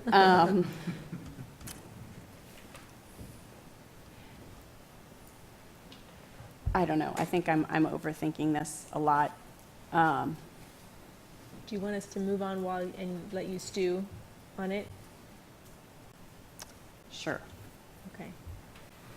The next topic I'm not really sure how to handle because it was one that Jeff had flagged that we said we wanted further discussion on the Goal 1 water resources, but neither my vice chair nor I can remember what was lacking in the discussion that we passed on. And when I reread it, I felt comfortable with what we had. So. And when I tried to rewatch it, I just couldn't do it. We just can't watch it. It's painful. I think the discussion was to just revisit it at the end of it, just to make sure that all the items in this part match with what everyone had envisioned for the document as a whole. And I just find the language awkward in the, and maybe somebody else can read it and it'll make sense, but I could not make it. So it just seems awkward phrasing. Managing water resources ensures that water quantity and quality are maintained from drinking sources and ecological and recreational purposes. It's the from with that string, I can't make that not be awkward in my head, but maybe it makes sense to I be. did scribble on this and then Okay. figured it wasn't worth it, so I didn't, I have Okay. to see if what I came up with is any help. And there's so many lines in the red line version that cross this text, it's really hard to read, so maybe I could read off yours. Should the from just be for? I think, yeah, it just seemed weird. Where are we? It's up in the vision under water. As drinking sources and for ecological and recreational purposes. Thank you. Managed Yeah, that's corrected in awkward. Yeah. as drinking sources and for ecological. correct. All right, you follow, Jeff? So we have, ensures that water quantity and quality are managed as drinking sources and for ecological and recreational purposes. Maintain, not manage. Maintained, sorry, Are maintained for drinking sources. as drinking sources. Maintained as drinking sources and for ecological and recreational purposes. How does that sound, anyone? That sounds a lot better than what's there, so. Okay, Jeff will be watching a lot of video this week. Whoa. sorry. It's okay. It's going to double our viewership. Any other discussion on water resources? Or do you want some time to kind of look through the language there?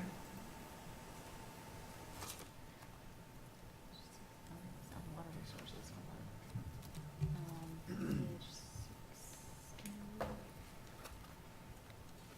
The next topic was also, where am I?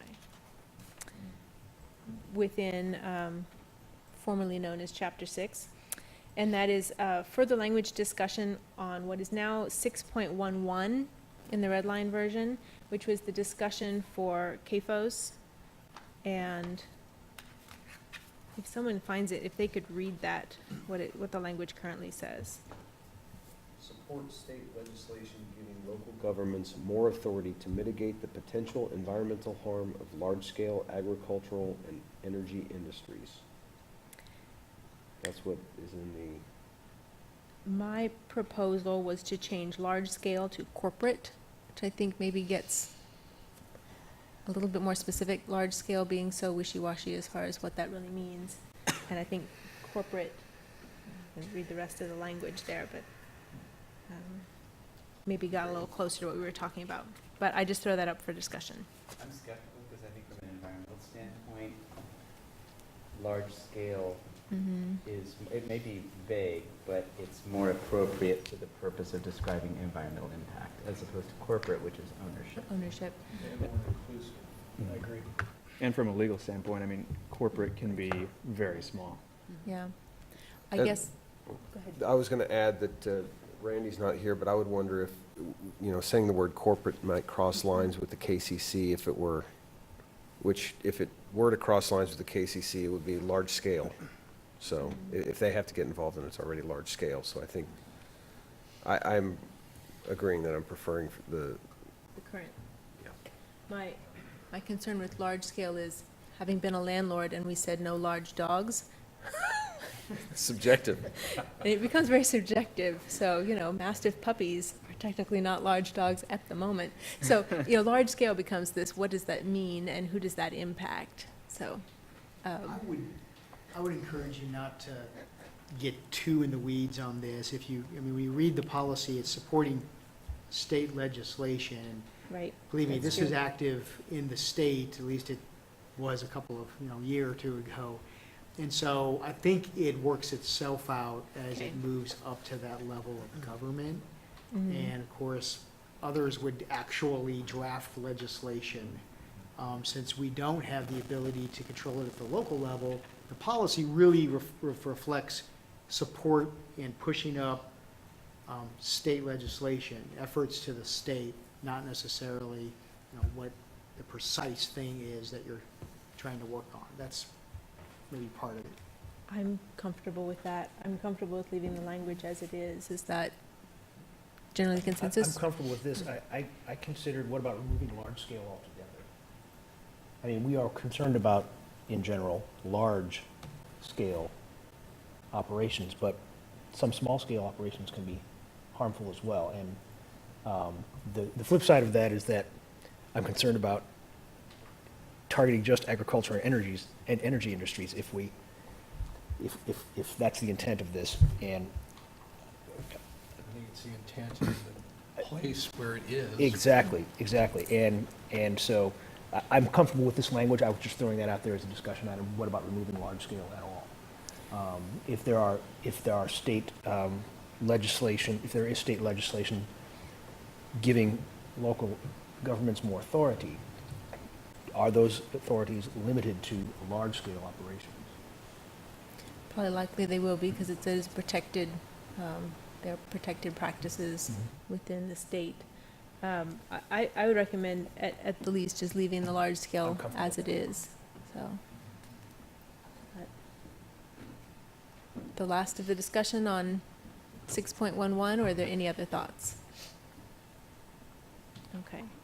The next item on the list is Chapter 5, Economic Development. And this was brought up by Commissioner Carpenter, which was the discussion of wages and how that should be handled in the chapter, along with economic development. What we ended with, if someone can find that, perhaps you can, was that, Page 181. there we go. Wages as a discussion was added to the definition of quality jobs. And Commissioner Carpenter, maybe you could speak to if that seems sufficient to you, or if, For this plan, it does, just to have that as part of what's considered as. Yeah, there was a direction to build a definition for quality job, and in that research and development, we kept coming to the wage issue, and so installed it there without actually doing a new policy.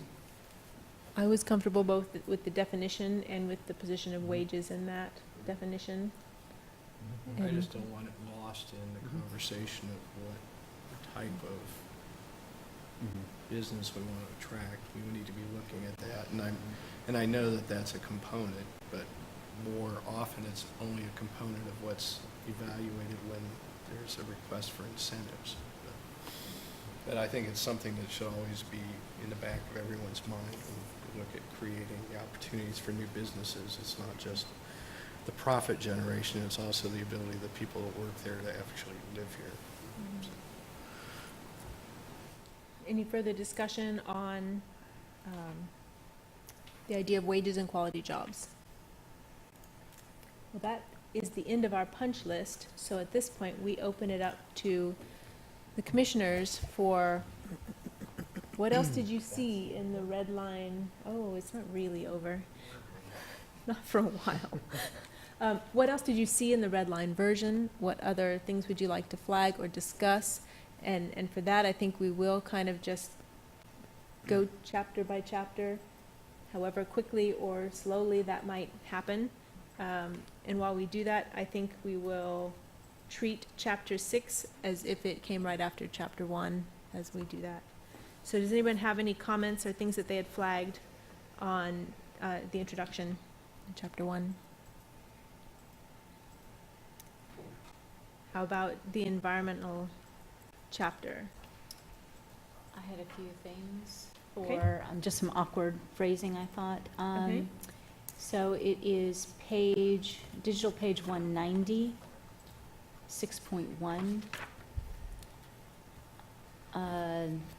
It currently reads, adopt a climate change adaptation and mitigation plan incorporating potential climate change scenarios and identifying specific actions to reduce greenhouse gas risk and exposure from hazards. I'm just suggesting that instead it say identifying specific actions to reduce greenhouse gases, comma, risk and exposure to hazards. It just seems to read a little better because it doesn't say to reduce, what we're looking for is reducing greenhouse gases, not greenhouse gas risk. I like it. Can you repeat it for Jeff? Yes, starting, it would be identifying specific actions to reduce greenhouse gases, comma, risk, comma, and exposure to hazards. To hazards or from hazards? It's currently from. I think probably to- changed it to 2 Okay. in my version. I think that's good. Any other comments? Sound okay? I think we'll take it. I had one on 6.7, since we're on that page, and whenever we have referenced a plan, we've used some pretty specific language, and this is one that we got to before we had started doing that. So I recommend changing, and it's referencing the local food system, or the food system plan. So just to echo the language we used elsewhere in the document, I said to change it to consider the goals and policies of the food systems plan in supporting local food programs throughout Douglas County and Lawrence. For consistency. Thank you. That's the only place we missed it, so. Any thoughts on that? All good? What else in the environment chapter? Can we talk about that environmental justice a little bit more? Go ahead. No? All No. right. Who told you no? you tell me what the other, where the other environmental justice parties? Yeah, it's in transportation chapter, would that be 5? 4?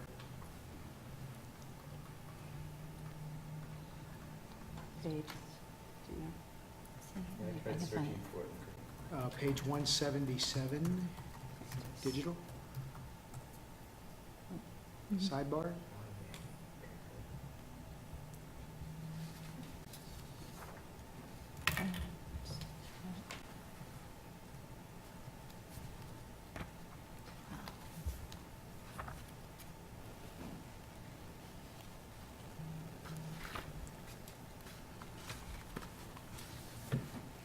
All right, I've so, got it here if you can't find it.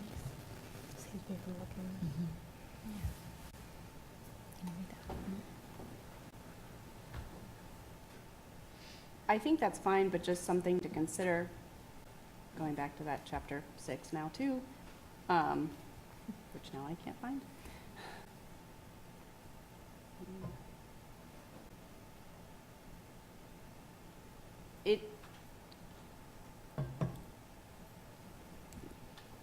It just feels like it's kind of added in there because we want to talk about environmental justice, which I don't think is a bad thing, but that feels bigger to me because we're talking about the environment as a whole in that chapter 6, and now I can't find it.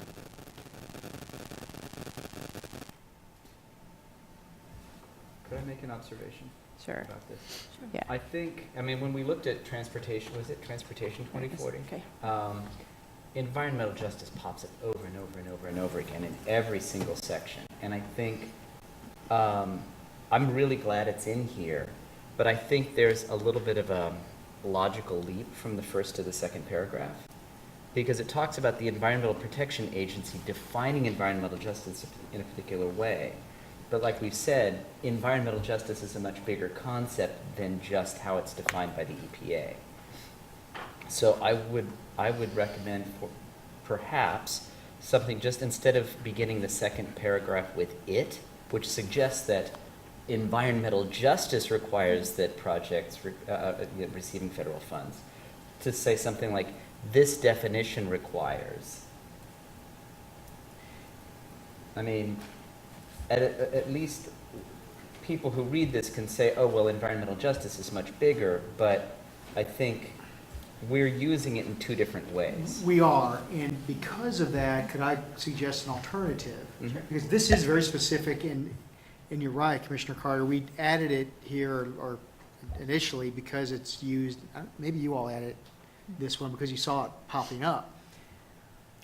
I would assume there are parts of this definition that Chair Willie likes and wanted to put in her part of environment chapter, or use in the environment chapter as the beginning of the comp plan. To say that, you know, your work will be viewed through a lens of the fair treatment for all people of all races, I mean, those kinds of things. Maybe we just use some of that language instead of using environmental justice and taking it out of the very specific context that it's connected to transportation planning. Pick up the values that you like from the definition and use it where you'd like to, as an alternative. I wonder if much of that second paragraph maybe isn't so important to have at all, that we can go with a broader definition of environmental justice that's suitable in any place that we talk about the concept.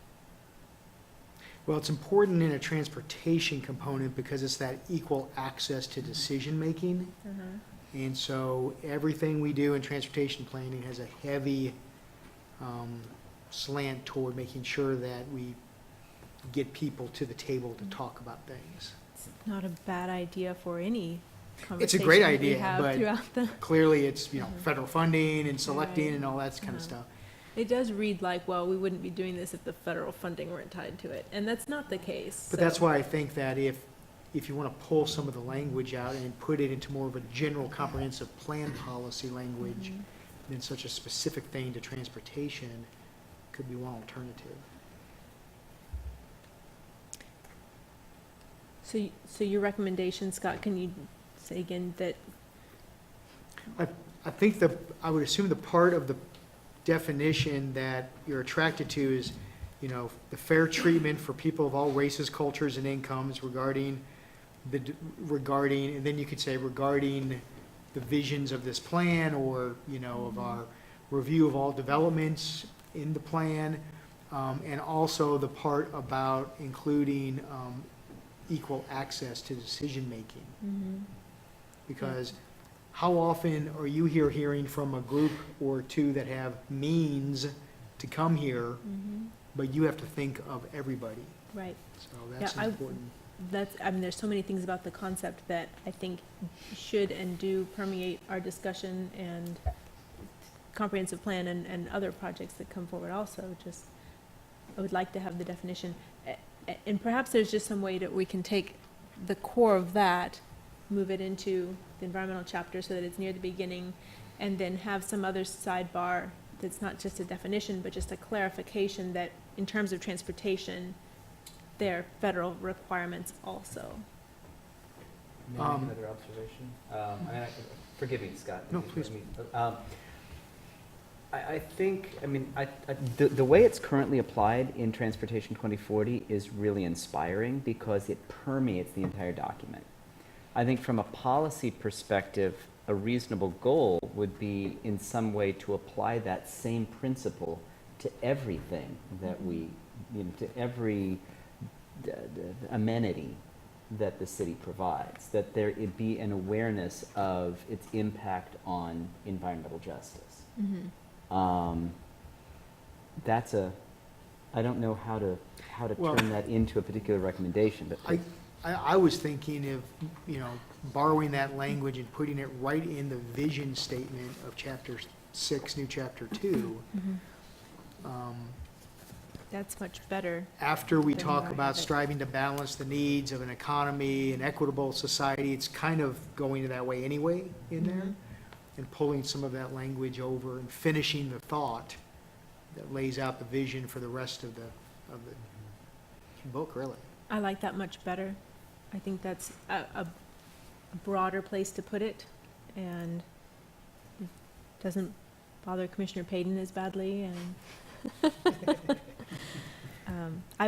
and so we'll still have a broad definition in a sidebar, but we'll use the language, or are you just saying we'll just I'm just incorporate the saying language just right there in the We vision? don't need an extra sidebar in environment, we just Mhm. draw up the language of the values language Okay. and put right into the vision, and Will the term environmental justice be used in that? it would be, no, it wouldn't even be Okay. used, it would be pulling the parts of that out to use to convey the same message without Right. summarizing it as environmental justice. What do people think about that? sounds good. May I make, I'm sorry, You may. one final observation though. I'd recommend that it not be restricted to language that suggests that it's just natural resources, because in an urban context, the cityscape, the built environment is part of the environment. And so the environment is what people, is everything that people interact with. And I think that's where its application in Transportation 2040 is especially relevant. So it's not just, parks and open space and wildlands, it's Absolutely. everything.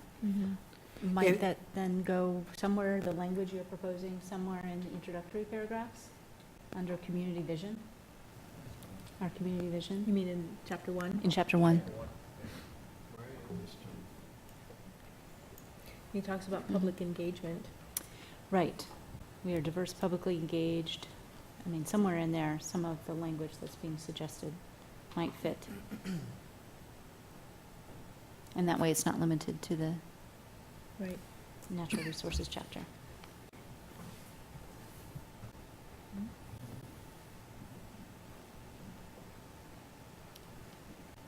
Can we task Jeff then with finding a good home for the language that's, the concepts, the values that are within the idea of environmental justice, and finding a place fairly close to the beginning of the document where we can kind of highlight those issues? If I may suggest, somewhere on page 1 or 2 in our community vision or our introduction or purpose of the plan might be We can look for that. suitably forward. And can we just allow Jeff some, because we will I get to think see so. all of this again before our final resolution in June. I trust him Okay. almost completely. Then why are we having this meeting? I'm very happy with that. I'm just happy to have the discussion and to find ways to highlight that these are values that should permeate the plan and that we want to express that. So I'm very happy. Anybody? Okay, thank you, Commissioner Payton, for not settling for my suggestion. Anything else in the Environment and Natural Resources chapter?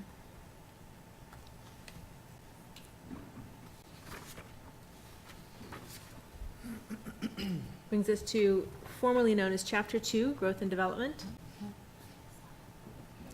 And we did have a language suggestion, if we can put that back up on the screen, so we have that. Some of which I think may have been incorporated. Let me look at the red line version.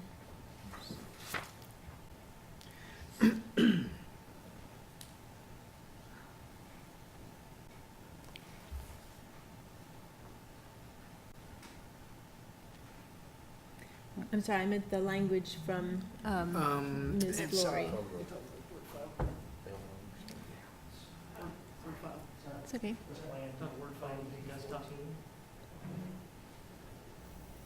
Oh, dang. Where was that suggested? It's on the desktop. I'm sorry? The language you're asking for, I where don't was know it yet. suggested to be? I don't remember. Exactly, yeah. Can we take a break before we jump into this? Oh, yeah. Just so you can. Sure.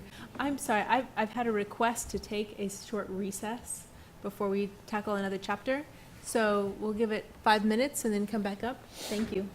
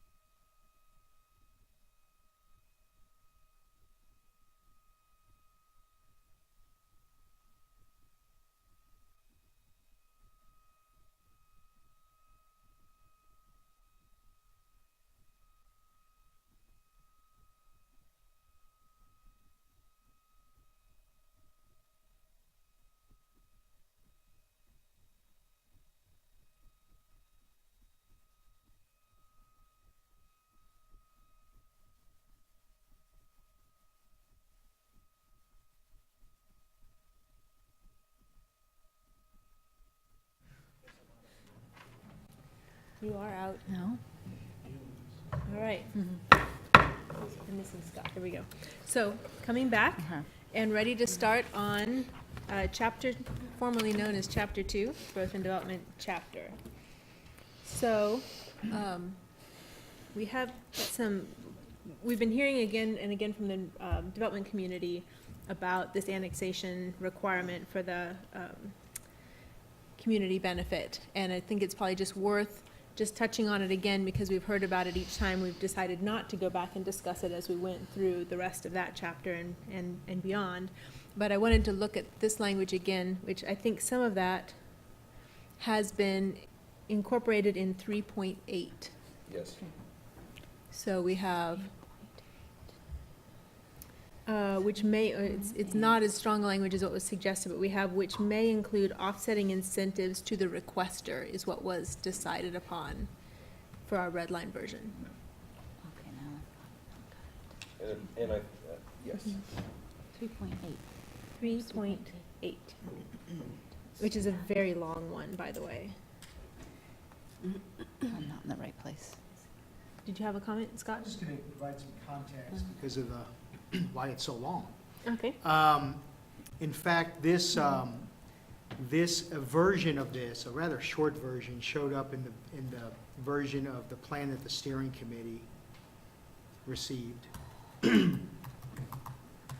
Toward the end of that, there were a number of community inputs, comments that were provided to the steering committee, and Board of Realtors and Home Builders Association was one such groups that commented. And when the steering committee sent this plan to you all, in their motion, they directed staff to work on the collaboration component of this exact policy, 3.8, which we did. So from steering committee initial to the planning commission initial, it was revised. And then when you all received it, you made this revision to it as well.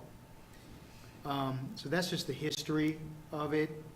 I would also say that I think it's a little bit bigger than this policy. And I want to make sure that at your level, you're looking at the whole thing. I don't want to be accused of stifling discussion or withholding community input discussion on this, because I think it's important that we kind of get it out at this point.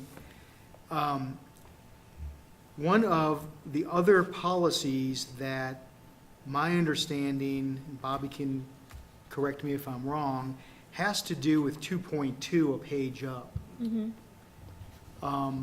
The issue that Tier 2 land shall only be annexed if the need to accommodate demand is established and if a community benefit is provided. When they presented this to the Affordable Housing Advisory Board, their comments revolved a little bit around that too, or a lot around that too, that shall word. And so I wanted to make sure that you fully understood what the ask of the two groups is, so that you can have that discussion and determine what the policy should be.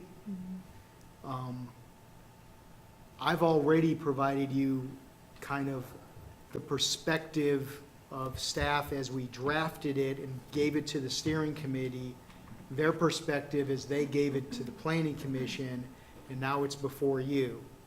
So I'm trying to connect the chains, every opportunity that there has been to provide input, review input, thoughtfully consider it, and then issue a conclusion about it. I could provide more perspective if you like, but I at least wanted you to have that history and the full comments from the groups. And Bobby, if I have misspoke, please correct me. I want to make sure that I'm not misspeaking for the groups, but that's my understanding of it. So as I've looked through the tier system, which I really like, I think there's a lot of great thought that went into finding out where is the next reasonable development, where are we somewhat outside of that next reasonable development between that tier 2 and tier 3. And I especially like that tier 1 is really prioritized for development, because I think without some strong leadership on this body and the governing bodies to make that a priority, infill is so hard. So I think it does need a strong statement like is in here, tier 1 is prioritized for development at any time, and try and, accommodate enough to make that happen. About tier 2, over the life of this plan, the 20 years, we expect not only that tier 2 will develop, but we need it to accommodate the growth that's coming. And I'm not sure that the language really offers enough to say no to the governing bodies, like, we really need this land. And it's actually to Mr. Holcomb's perspective that when we look at development, we look at the environment, in my regard, this is one of the ways that we protect our environment as a whole in the county, is by making more density and making sure that housing and other amenities that developments provide are within reach of all of these things from the city, all of these services from the city, and not the sprawl that goes out into the county on the 5-acre, 10-acre, 20-acre plots that are really just houses with really large lots. That, to me, that's the lose if we don't get tier 2 to develop. So when the language, when you read tier 2 land shall only be annexed if the need to accommodate demand is established and if a community benefit is provided, it doesn't read like something that we're wanting to have happen. I suggested some language change that are really quite minor and maybe probably more minor than what's being looked for from the development community, but just to change that focus, and I have tier 2 land shall be annexed, striking out the only, when the need to accommodate demand is established and community benefit is provided. It doesn't take away any of what we're asking for, but it maybe changes the focus that we're looking for this development as a part of the bigger picture of the comprehensive plan. Read the language just, and one more time. Tier 2 shall be annexed when the need to accommodate demand is established and a community benefit is provided. That's what I put out for discussion. Go ahead. I'd like to hear what staff says about that change. I like that. I agree with you. We're anticipating, the whole premise is that we're going to be growing into tier 2, but it's predicated upon the point that infrastructure is expensive to perpetually maintain by the community. We talked earlier about not having enough budget, to recommend the loop, for example. So we need to manage growth by design, not haphazardly. And this gives us a policy to do that, to look at need and benefit. And, by example, you had 2 annexation requests the last couple of years. I can't remember if they actually made it to you or they were withdrawn beforehand. I think one of them made it to you, and we were supporting it. We were supporting it because the need was demonstrated through the very residential lot inventory that we're going to review in a month or two. And so we were very supportive of that. And it fit very nicely into this policy that wasn't yet available for us, right? So we had to use different policies in Horizon 2020. But at least we were able to look at it and say, is it needed? Is it the type of land use that the community needs now because it's so expensive? Granted, the development community pays for the initial development. I'm not taking that away from anything. But we're really trying to build a program that takes those issues into consideration. The fact that, the concept that it's expensive to perpetually maintain infrastructure, that there should be a need, that when there's a need, yes, we should seriously consider annexing property to satisfy and accommodate a noted need through our reports. That's on the need part, okay? And then the benefit we've talked about, as an issue that we do have needs that we need, and we can, in one context, help the development community participate in. And that's predicated upon the idea that granting zoning entitlements to intensify land use provides value. And that value, more and more across the nation, is looked at as maybe that could be shared by the community, that value that we give developers. In fact, the city manager went through this just last night with the city commission, reviewed the Land Institute article that was on your agenda Monday, reviewed that with the city commission. That may be worth going back and hearing his comments. But the point is that on benefit and need is that when land is annexed and you look at the sector plan maps and you figure out, okay, I can get multi-dwelling or commercial or industrial, well, that's when the discussions of values start going in. Well, I can buy it for this because I know I can get this out of it. There's a value discussion in there. We thought that the best place to lay out expectations would be at the time of annexation. When a seller and a developer are talking and they can determine kind of what the developer can expect to develop. A lot of times we show that in our sector plans. Sometimes they come in and try to upzone or get a different land use or something like that. But we thought that was the best time, that if the community wanted to share in the value of providing urban services, providing zoning entitlements, that would be the best time to have those discussions. And so that's what it's all predicated on, and that's kind of the other side of it. And yeah, we believe something needs to change because it's not working itself out. It's not working itself out nationally. It's not working itself out locally. And so we thought this was one idea to get us down the road.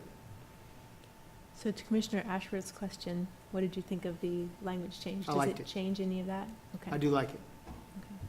I think it maintains the intent of it in a less brash way and in a way that I think I agree with you that we didn't intend to make this a no-growth policy, because it's not. We have to assume growth in Tier 2. So we're very accepting of that change.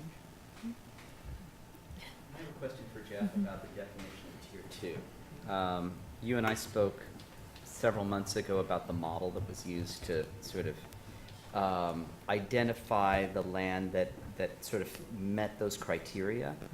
And I wanted to know, I know that the sort of the GIS maps throughout the document are provided in that form in part because they're meant to be changeable over time.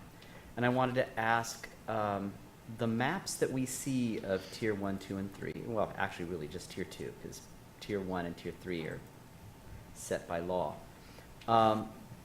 What is the potential for that boundary to change over time? What would it force some sort of amendment? Or would it be as simple as saying, oh, now we're accounting for agricultural land, so we're squeezing, we're excluding that from Tier 2, and because that's got to go somewhere, we're pushing it somewhere else. Can you tell me something a little bit about the process of change over the life of the plan? For somebody to go in and change Tier 2 would require a comprehensive plan amendment because you're adopting that as part of the item. The assumptions and the values that we put into that are always based on, building permits that are going or how land is changing by sector plans and other items. So it'll fluctuate depending upon when we ask the model to run through its courses. So it might, if we see a large spike in population, that might change how it handles itself, or if there's a decrease in population, it will change how it goes about its items. It's a great question, and I'm not sure I'm going to be able to give you a very clean answer on it, because there's a lot of variables and factors that just go into it as part of population growth, building permit changes, infrastructure improvements, if we annex, if we have a rezoning, land use plan. Those would all factor into how it would reevaluate Tier 2. Okay. But if I understand it, probably the biggest part of that is infrastructure improvements. If it was created based on the constraints right now of water pressures and water towers, sewers, fire response times. So you say what would have to change? The city would have to build out into that tier, and eventually we will need to. Mm-hmm. That's the time to consider whether or not, whether the boundaries need to shift, because it opens up more opportunity. Because the very definition of tier two then changes, even keeping the same, or even keeping the same criteria Right. as the infrastructure expands. Right. Okay, thank you. That's helpful. Commissioner Sinclair. Scott, can you remind us what the standard, or maybe remind me, I may be the only one that can't remember, what the standards are that are to be considered when an annexation request is submitted? Or what the criteria are? Per this, Well, generally, I guess not well, including I this. think one of the issues is that there aren't really many criteria. And so we had heard through the process, both in community surveys, through commission discussion, steering committee discussion, that we needed to put some questions to annexation requests. And that was my main question about the wording change. I was just concerned that I couldn't remember if there were other factors or criteria that were to be analyzed, because if we were changing it to tier two land shall be annexed if blah, blah, blah, basically we were narrowing the criteria for annexation to two. As long as you meet those two, it should be annexed and good to go. So as long, if we're not excluding something by saying, by having a very specific shall based on two things, I think it's probably okay. No, I don't think so. I mean, I think the chair's language does flip it a little bit in a positive sense, that it almost helps combat the no-growth mentality, because we're assuming we're going to grow in here. Some may argue that that's a no-growth, that's worded in a no-growth way, and it shouldn't be. Mm-hmm. The way you have turned it is almost like, yeah, we need to annex when need and benefit is established. Why wouldn't we? If we need it and there's a benefit provided, we should have a policy that says, Mm-hmm. that's it, let's do it. Yeah, and I agree, and I like the change of the word and making it more of a positive statement. I was just wanting to make sure that we weren't, by adopting that, having like an unintended consequence of excluding other factors in the consideration process. As long as you meet the two in here, i.e. need and community benefit, nothing else matters. Well, there is more to it. When you read,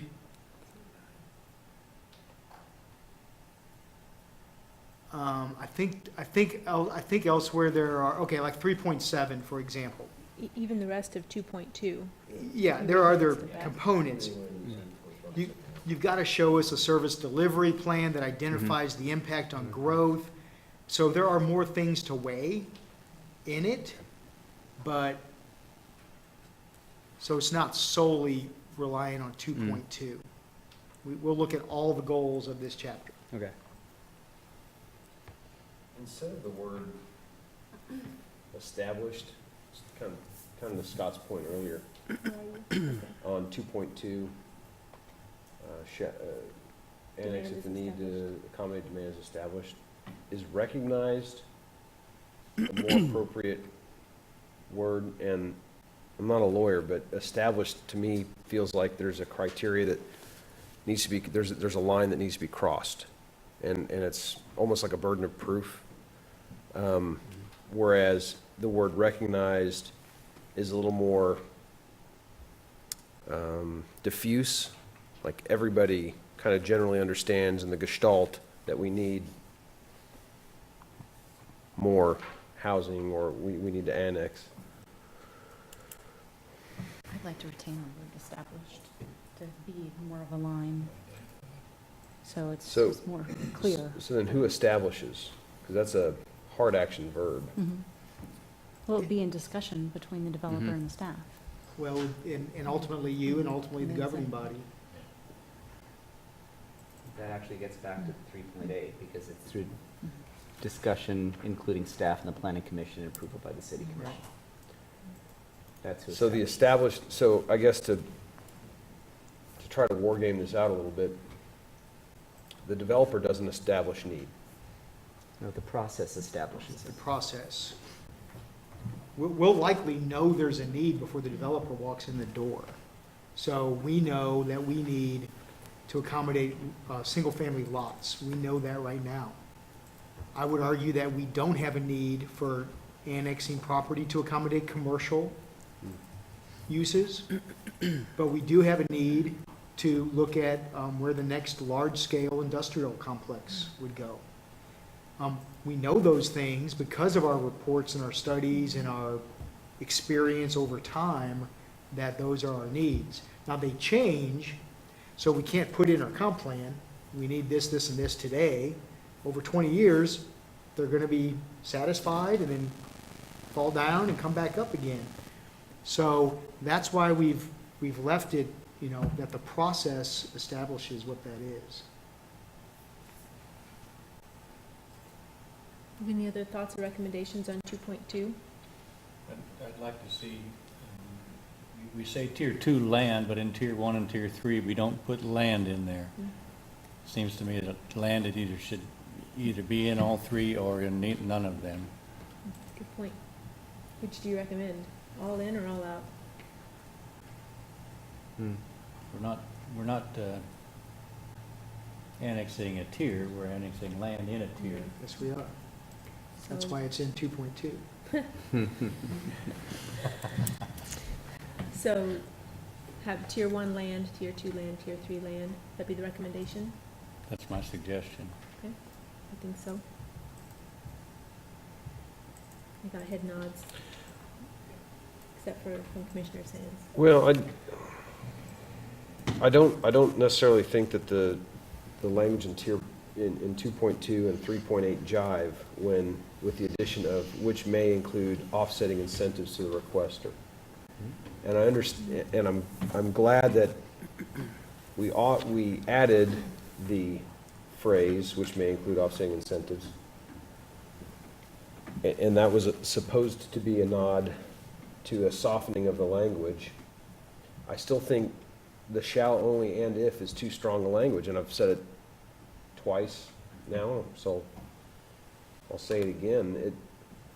I think it sets too high of a bar, and it removes a tool from the toolbox, or it makes a tool so difficult to use that it, in effect, removes that tool. So you're in favor of the language that was proposed? The striking I only? think it's a move in the right direction, but I would like to see it, tier 2 land shall be annexed, here I've got some, shall be annexed if need is recognized. You can, no one liked recognized, so, and then in some cases, a community benefit may need to be provided. Because, and that's a nod back to 3.8, which may include, really it's, yeah, which may include offsetting incentives. It's on one side, the developer may have to come to the table with something. On the other side, the city may have to come to the table with something. Go ahead. I like the Commissioner language we have, but what I like about what was added in 3.8, which may include offsetting incentives to the requester, is that it gives incentives as a tool to do that. And the intention coming out of the steering committee was really to focus on that collaboration, and that was kind of the reassurance that we gave to the development community, that process was intended to be collaborative. So that language and the incentive language needs, I believe, really needs to remain. I agree, the incentive language needs to remain. Well, I also agree we need to keep shall, because I think it's a big deal when we add land to the city for the long-term costs and what happens to the city as a whole. So removing shall makes it, we'll just add land when we want to add land again, instead of when there's this perceived need and goal in doing so.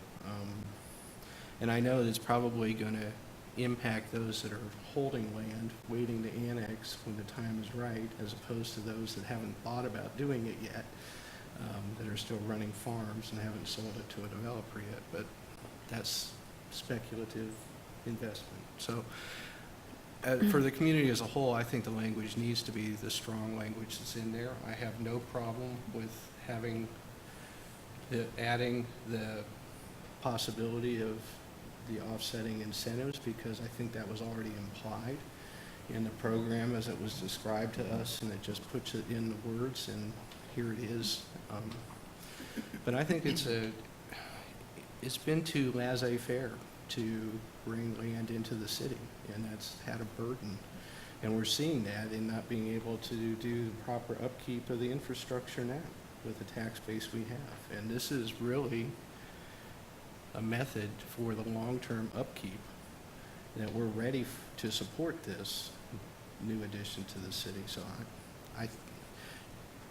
being from in the legal field, shall means a lot to me. You know, you might as well, you're suggesting we change it to may, and that means it can just happen.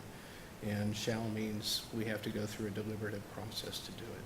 And I'm all in favor of that deliberative process, because there are so many components, there's so many opportunities to offset and offsets in this, and the review process will decide which is a true community benefit and which is not. So then what about keeping shall, and in some cases a community benefit may be provided, may be necessary? I think there should be a community benefit. For I think every- the community as a whole should benefit from increasing the size and scope of the city. I think that is the intent that came out of the steering committee, and I support that intent. So I don't see softening the language beyond what we already do. And the community benefit it's not prescribed. I mean, it's what's come up with in the consultation process and before this body. So I don't, Well, I could be, maybe it's something that's fairly small, maybe it's something that's fairly large, and it's just something that's gonna work through the process and And get in front of the And I governing body think that eventually. the vague nature of that cuts both ways. And we, reference the conversation we had in February or March, where we said, well, the development community is going to have to be creative. Well, we heard from builder after builder about increasing costs. And in every other deliberation that I've sat up here, when experts come to the podium, we defer. Well, we don't defer. Sometimes we recognize a little bit of expertise. And there wasn't a single builder that came up that said, yeah, I think I can work with this. To me, it's about shifting costs. I mean, there are costs with everything, and Sure. under the current process we have, the costs continue to go up anyway.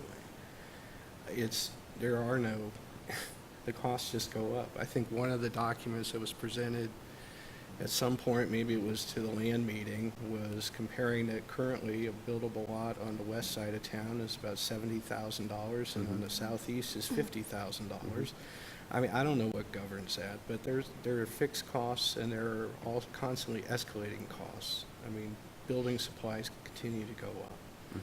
Cost of labor, I don't even know where the cost of labor is. That's one of those ones they try to keep down as low as they can, but that goes up too. So they're always escalating costs, and maybe there will be escalating costs, but it's not just the cost to the developer that we're talking about. It's the cost to the community over time.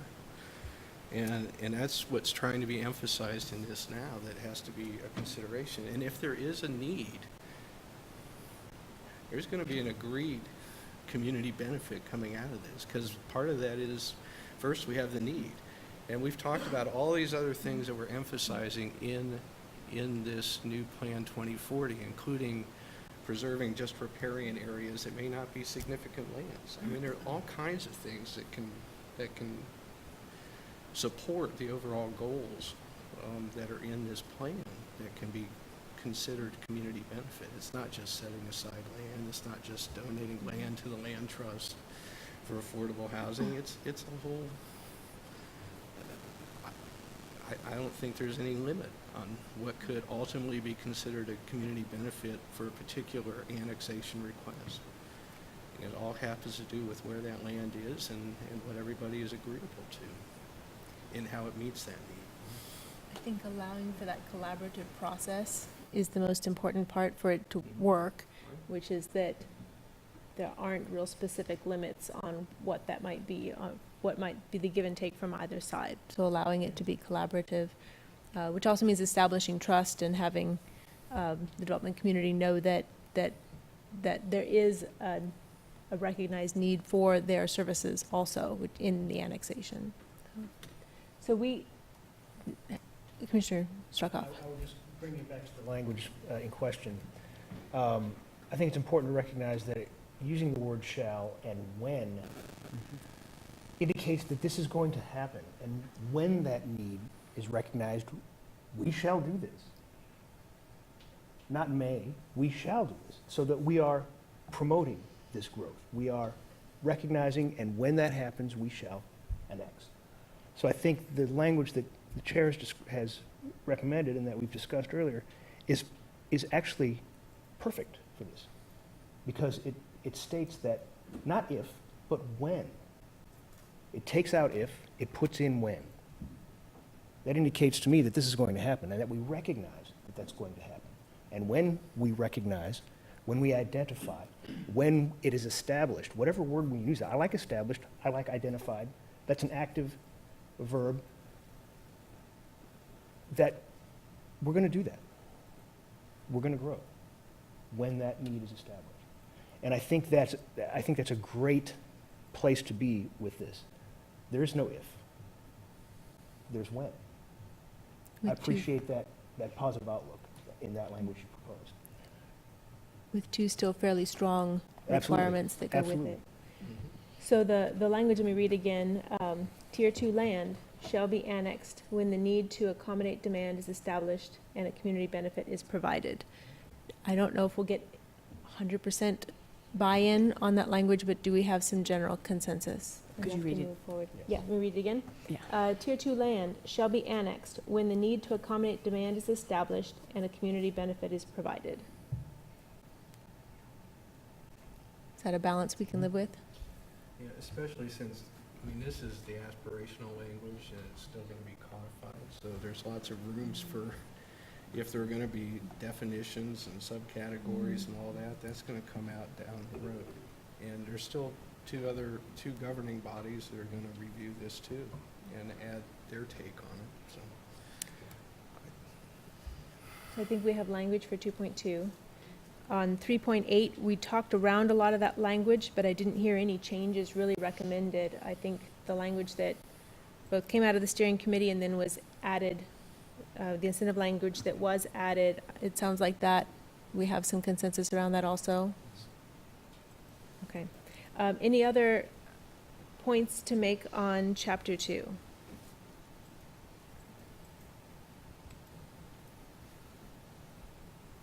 Chapter 3, gosh, what is Chapter 3? Neighborhoods?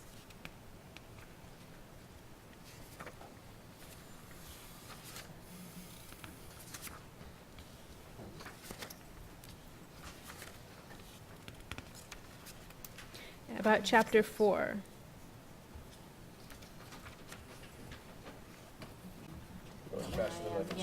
Okay, well.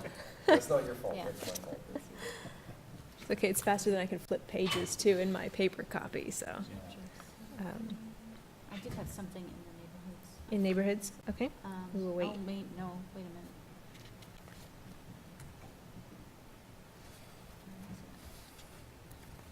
No, I'm wrong. I don't know where it is. Thank you for adding human scale. Because it came up again in another document that I read, planning-related document, and when I Google it, I can't find it. So Now you'll have it forever.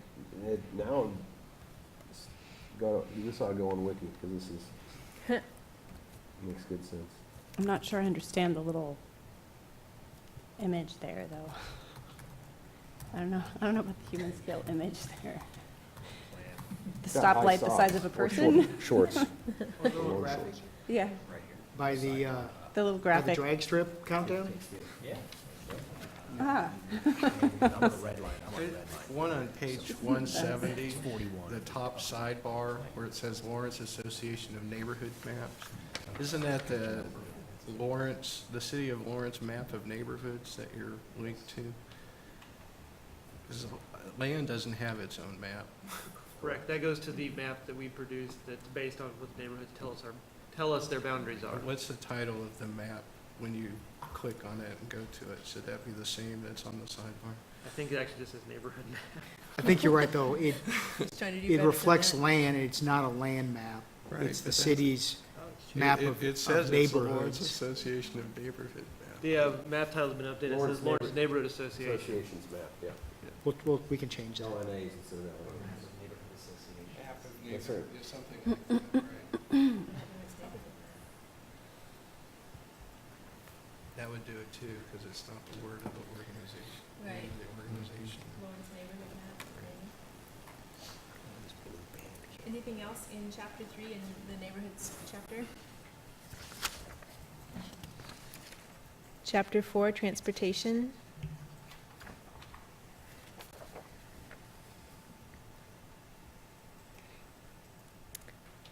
Chapter 5, economic development.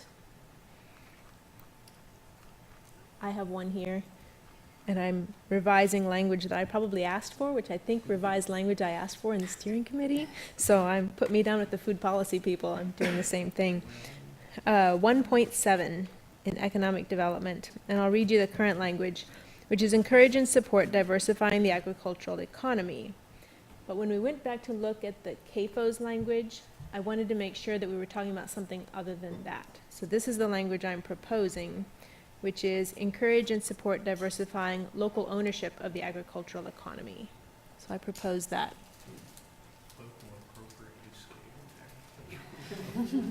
More modifiers, the better. I mean, you can have a locally owned CAFO, so. Give me something better. Can we drop the gerund somehow? Drop- Diversifying, can we encourage and support a diverse, locally owned economy or something like that? I don't know. I guess we're trying to actively diversify, aren't Yeah. we? Right, I guess. It's a nit. I'll pick it. We need to lobby for an English teacher next time we do this. Can we get the language one more time? I have replace with encourage and support diversifying local ownership of the agricultural economy. So we might want a local arbiter to come in and operate in the county, but we wouldn't necessarily want Tyson to come in and operate their butcher plant, that sort of thing.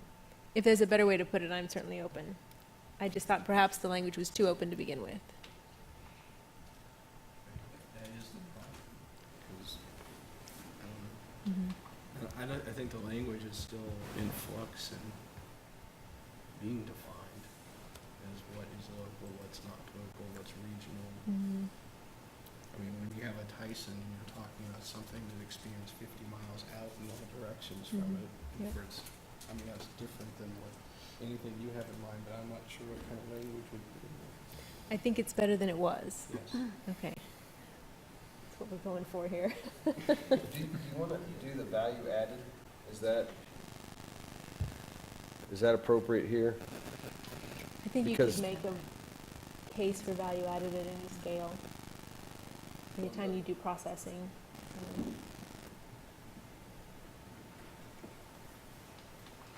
I mean, there's talk about wanting to have a cooperatively owned vegetable canning facility like we used to have, that kind of thing. I mean, we need that within our, to help grow our local food. So you might have better language than what I suggested. I'm certainly open. That may come later from another body.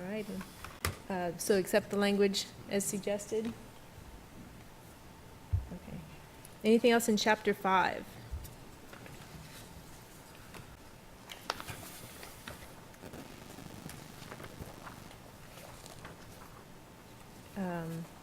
There is no chapter 6 in our current counting because it's become something else.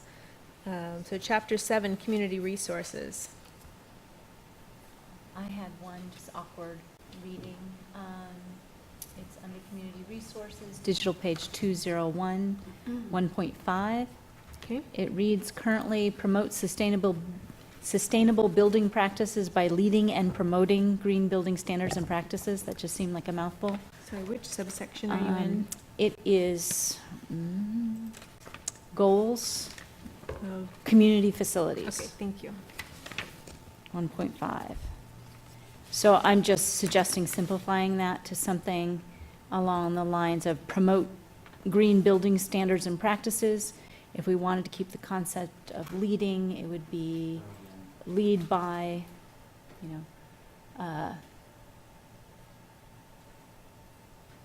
lead by example in promoting green building standards or practices, something like that. I think maybe the Just simple way simplifying. you put it was better. Because you're basically promoting practices twice. Right, Mhm. yeah, it was just a mouthful, that's all. Yeah, So it could be promote green building standards and practices, very simple. I like that. If you wanted to keep the leading by example, you could throw that in there somewhere.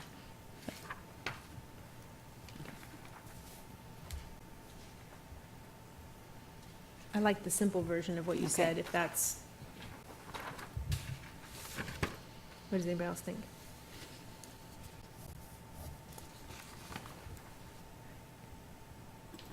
And since I Go with that suggested then. this in Okay. the first place, if I may, digital page 203, I think that's right. Is that right? What was it? Just what section? D, arts and culture.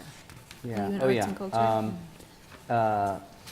There is the Trivia. thing about performers, that it's still singular. So with a well-developed community of artists, performers, and patrons. Okay. Good call. The grammar police say there's still an extra apostrophe S in the vision statement under A, historic resources.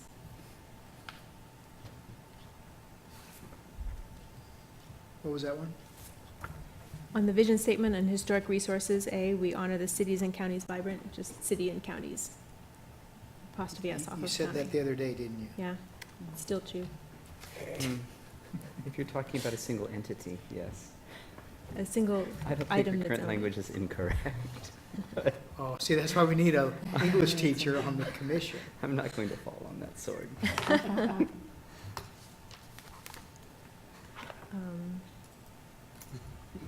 I had such great language to suggest about cemeteries, but I guess If we we, won't.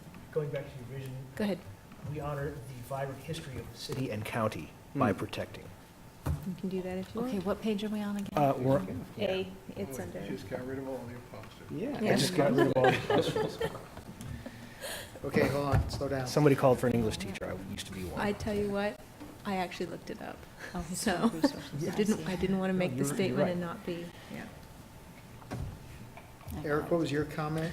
We honor the vibrant history of the city and county by protecting. Very nice. There we go. More than Yeah, one that- way. I like that. That breaks the tie. More than one way to handle the definitive case. It was only 2 years, it was only community college, but I was an English teacher.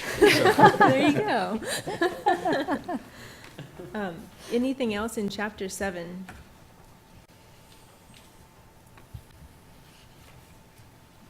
Chapter 8, the appendix.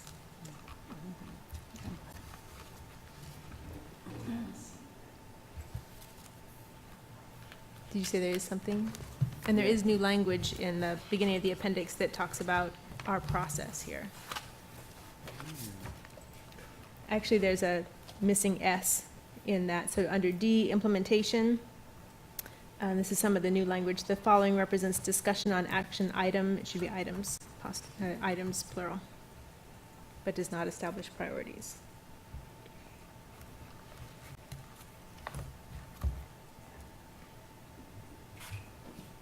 Commissioner Carter, are you still looking for? Yeah. Okay. Also still in the same chapter, but in section D. Mind if I Okay. jump to digital page 230?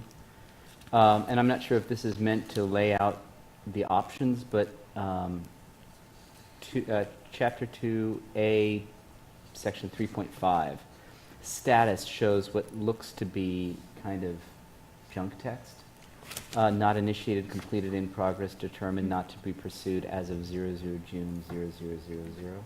Is that? That was meant actually to- the test pattern to let people see what it would look like when it was Okay, actually put in. okay, that's why I say it might be kind of the template for what people should expect. Okay, fair enough. No other? Anything else on chapter 8? Anything else in the entire document? I already blew my pool, so. No need to keep going then. I think we've made it through. Now we need to go another conference. No, we need to go 15 minutes only, not to exceed. We did take a pool on when we might finish tonight. Oh, I That's see. what everyone's discussing. That's what's Sorry. Got 9:30. That's We're why lost. we're, We're at that's why we're- miscellaneous item number 2. that's why we're nitpicking from up here. See who will win.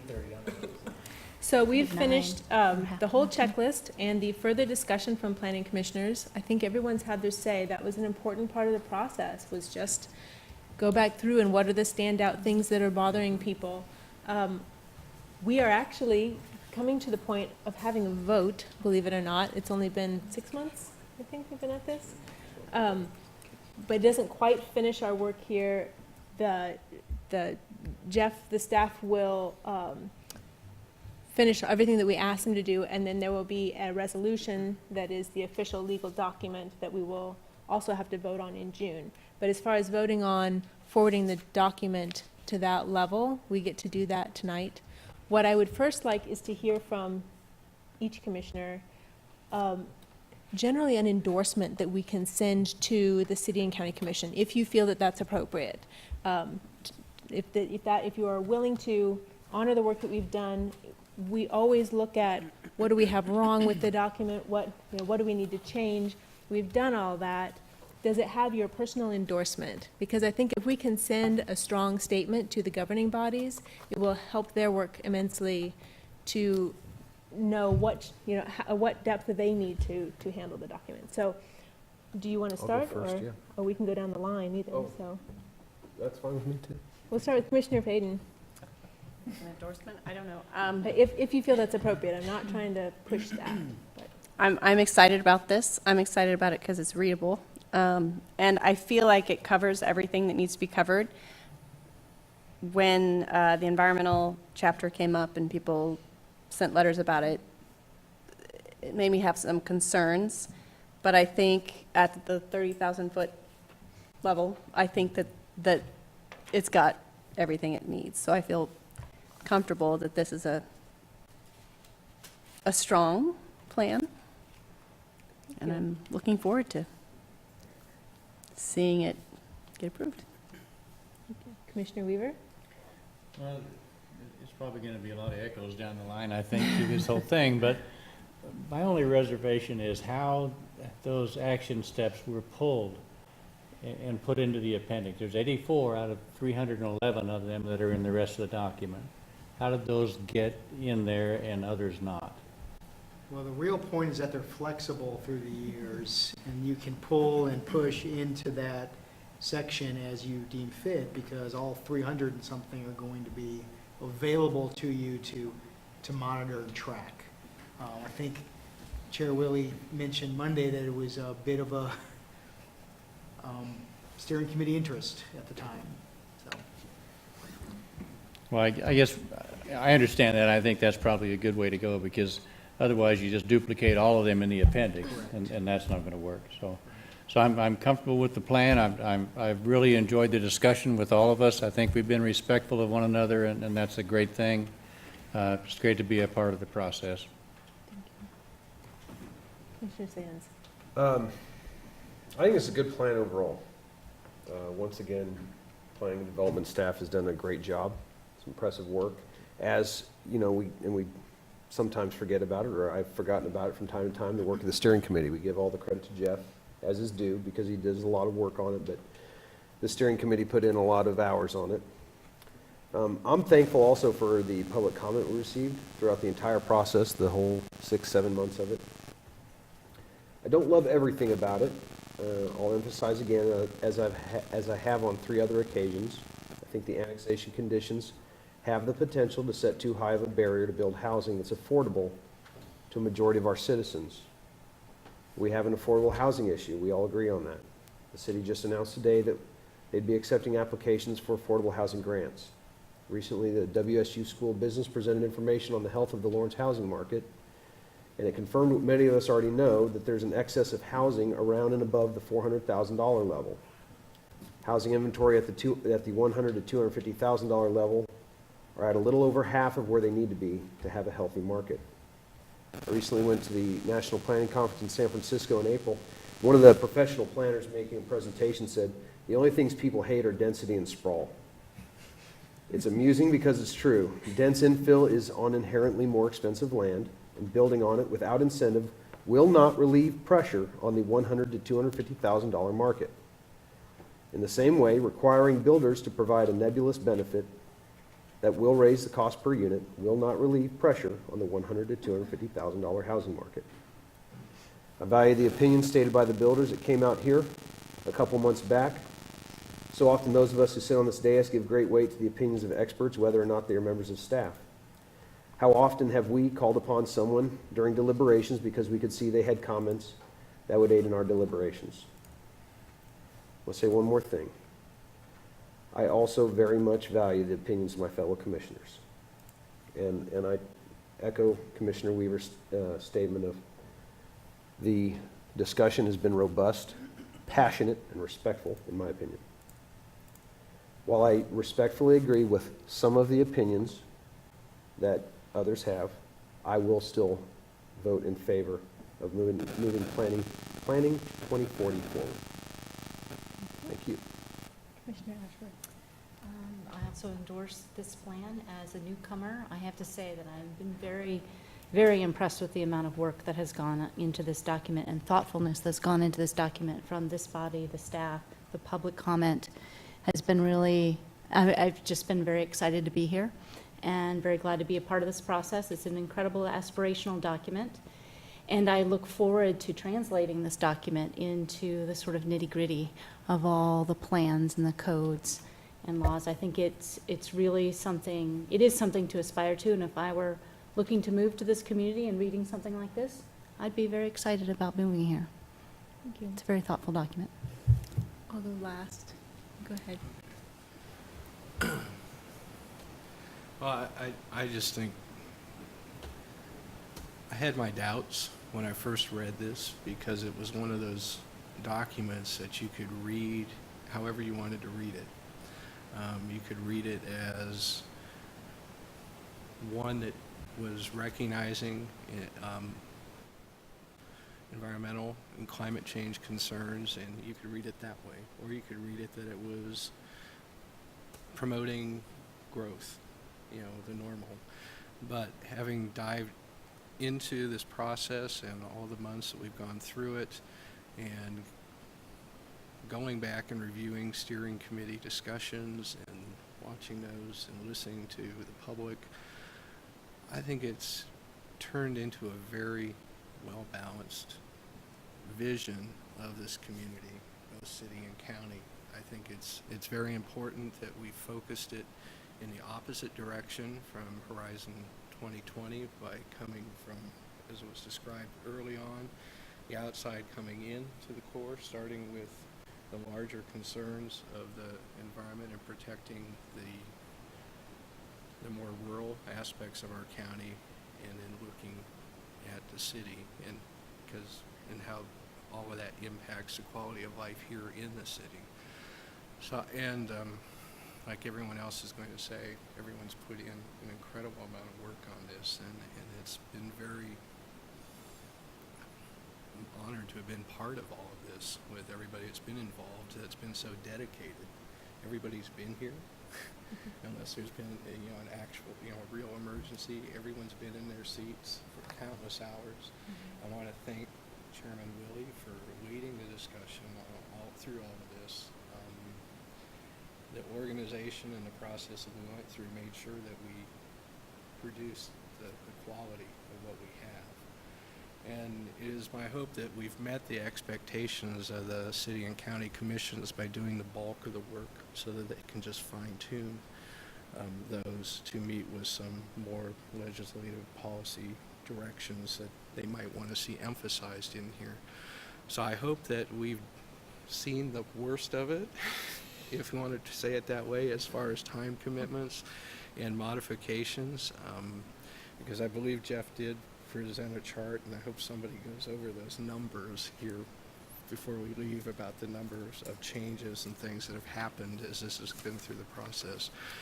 But I think this is a good representation and a good set of goals. I think that the governing body should take note of the bulk of the community input and comment came around Chapter 6, which is now Chapter 2, and Chapter 2, which is now Chapter 3, when it comes up, but the environmental chapters and the growth and development chapters. So as we start making those modifications to the code, it's certainly my hope that we prioritize some of those, because especially the annexation, I think, is going to be that has a lot going into it, so that would probably be one of the first areas that I hope is tackled with getting that ironed out with the code. With all that, I'm very happy to endorse it, and pretty proud that we're all going to have our names on it. So. Commissioner Struckoff. Well, I endorse this document fully. I've been, again, very gratified by the discussion we've had as a commission, by our ability to take the public comment that we've received, especially on those two chapters that Commissioner Carpenter just mentioned, and work through them in a compromise that I think represents the balance of the document in full. I think that the transformative nature of the work that's gone into this document, from what was a document, as Director McCullough described, as one that read like code, into this very accessible, very comprehensive plan, has been pretty wonderful. And that transformative process, I think, and I hope, will carry us forward in transforming this community. Again, I have been gratified by the discussion on this commission, and by the discussion we've had with the public input. I want to thank the chair, who, as I mentioned last month, I'm just very impressed by the way this has been shepherded through this process. With our early explorations of how we're going to tackle this, I think we've definitely taken the right path under your leadership. So I think you've done a great job with that. Of course, Jeff and the steering committee, the work that's gone into transforming this document has been incredible, and I just want to thank you all for that. And with that, I give this document my full endorsement. Thank you. Commissioner Carter. I'll start off by agreeing with what's been said already. I give this plan my full endorsement. I'll confess, when I first read it, my biggest problem was that there wasn't much that I disagreed with. I was kind of amazed at how quickly I could get through it, and how quickly I could accede to what it was prescribing. And as someone who was not involved in the process, it made it almost transparently effortless. And and I struggle with that in a way, because having read Horizon 2020, back when it first came out in the 1990s, I felt like a plan ought to be more painful. And a lot of the public comments we got were, what had been lost. And I want to thank Jeff for spending time with me to kind of give me a remedial overview of the process and why it was so important to move that stuff out into code and not try to duplicate that. I've been involved in planning in Lawrence, I was counting more than 30 years at some level, since I was a KU student. Concerned about design guidelines for downtown, concerned about the threat of cornfield malls and downtown malls and things like that. So I've had a really passionate interest in planning practice in the city, and I haven't always felt like the planning department, like I saw eye to eye with where the city was going from a policy standpoint. And although I feel like I've changed, I really feel like planning philosophy nationwide and locally has changed. And I'm just really pleased with where this document is going. And I'm grateful to everybody who's been involved. Thank you. Commissioner Sinclair. This is second to last, Commissioner. And I just incorporate everyone's statements. By Just reference. pass on to you, so we can get out at 9:30 for whoever voted for that. No, similar to Commissioner Carter, I mean, when I initially read the plan, I was on an airplane and I read it and I was like, this is great. I don't understand what we have to really talk about. And I thought it came in as a good plan. I thought that was a testament to the work the steering committee did, and the planning staff, in particular Jeff.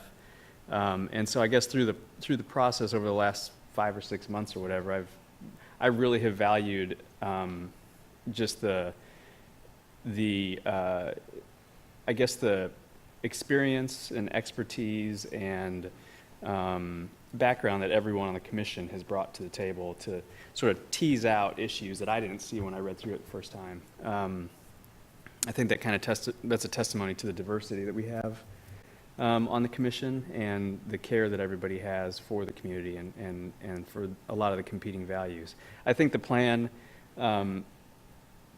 does a really good job of identifying different values that the community has, acknowledging them and holding them in tension, and in some cases, choosing some over others. And I think that's an acknowledgement of where we are now in the community's life. And I approve of that. I think they're good, particularly the requirement of a community benefit. I think it's very strong, and I think it's something that we need to do at this point. I look forward to seeing what the governing bodies do with it, and I heartily endorse it for them. Thank you. So when I stepped onto the steering committee towards the very tail end of their 4 years of work, I thought that was very daunting to try and step into this document that they'd been working on, and I knew it was going to land in my lap here shortly, so why wait? So, and I really value the work that they put into it and how difficult that was at their level to bring this document. Our job, I think, was easy by comparison, really. I want to certainly give great thanks to Jeff, and I mentioned this to him earlier, but when I had to give my dissertation defense, I thought that was the most horrible thing to have these 5 professors who were reasonably friendly to begin with pick through my work. This process and being public and having, the public and us, going through every line and every grammar and every picture choice, and you've handled it with humor and grace, and I thoroughly appreciate your professionalism and your work, and I've enjoyed working with you on it. The same goes for my fellow planning commissioners. It's really been fabulous to have such a professional crew who really were respectful of each other, respectful of the variety of voices that came forward from the community. I don't know who could have done it better. You've been fabulous to work with, and it's been truly an honor to have been able to lead through that process also. As we know, this is not the end of our work. This is really the beginning of where we start moving forward to now take all these visions and ideas and make them into code and reality and enforceable things. So this body, in conjunction with the 2 governing bodies, will have plenty to do when and if we pass this, but it's looking pretty good. I'm really proud that it's been a consensus document, that we have come to where everyone down the line, with or without reservations, has been able to really say, we stand behind the work. And that was what we wanted to be able to provide for the city and the county, so that they could take that under advisement, that we worked through very much, and this is what we've come up with, and we're generally very happy with it. And I am generally very happy with this document. So it may not be perfect, but it was the best that 6 months, 7 months efforts could do, and I'm really very proud of it. So with that, if we are ready, I believe we would let our Vice Chair, Commissioner Carpenter, make a motion. Well, at this time, I'd move that we direct staff to make the changes that noted tonight to the Plan 2040 in order for the Planning Commission to complete the final review of this document at our June regular meeting of the Planning Commission, and that staff draft the Planning Commission resolution providing for the adoption of Plan 2040 as a joint comprehensive plan of the unincorporated Douglas County and the City of Lawrence. We have a motion. Do we have a second? Commissioner Sands, do you have any further discussion? All in favor? And opposed? We have 9-0. And with that, we are ready for miscellaneous item number 2, correct? Correct. Although I would remind you, if you didn't catch it, that Jeff helped me out, since the initial draft to the steering committee, there have been over 2,200 changes so it was built out of consensus and compromise for those that may claim that you did not listen to each other and the public comment and staff comment. That's the proof right there.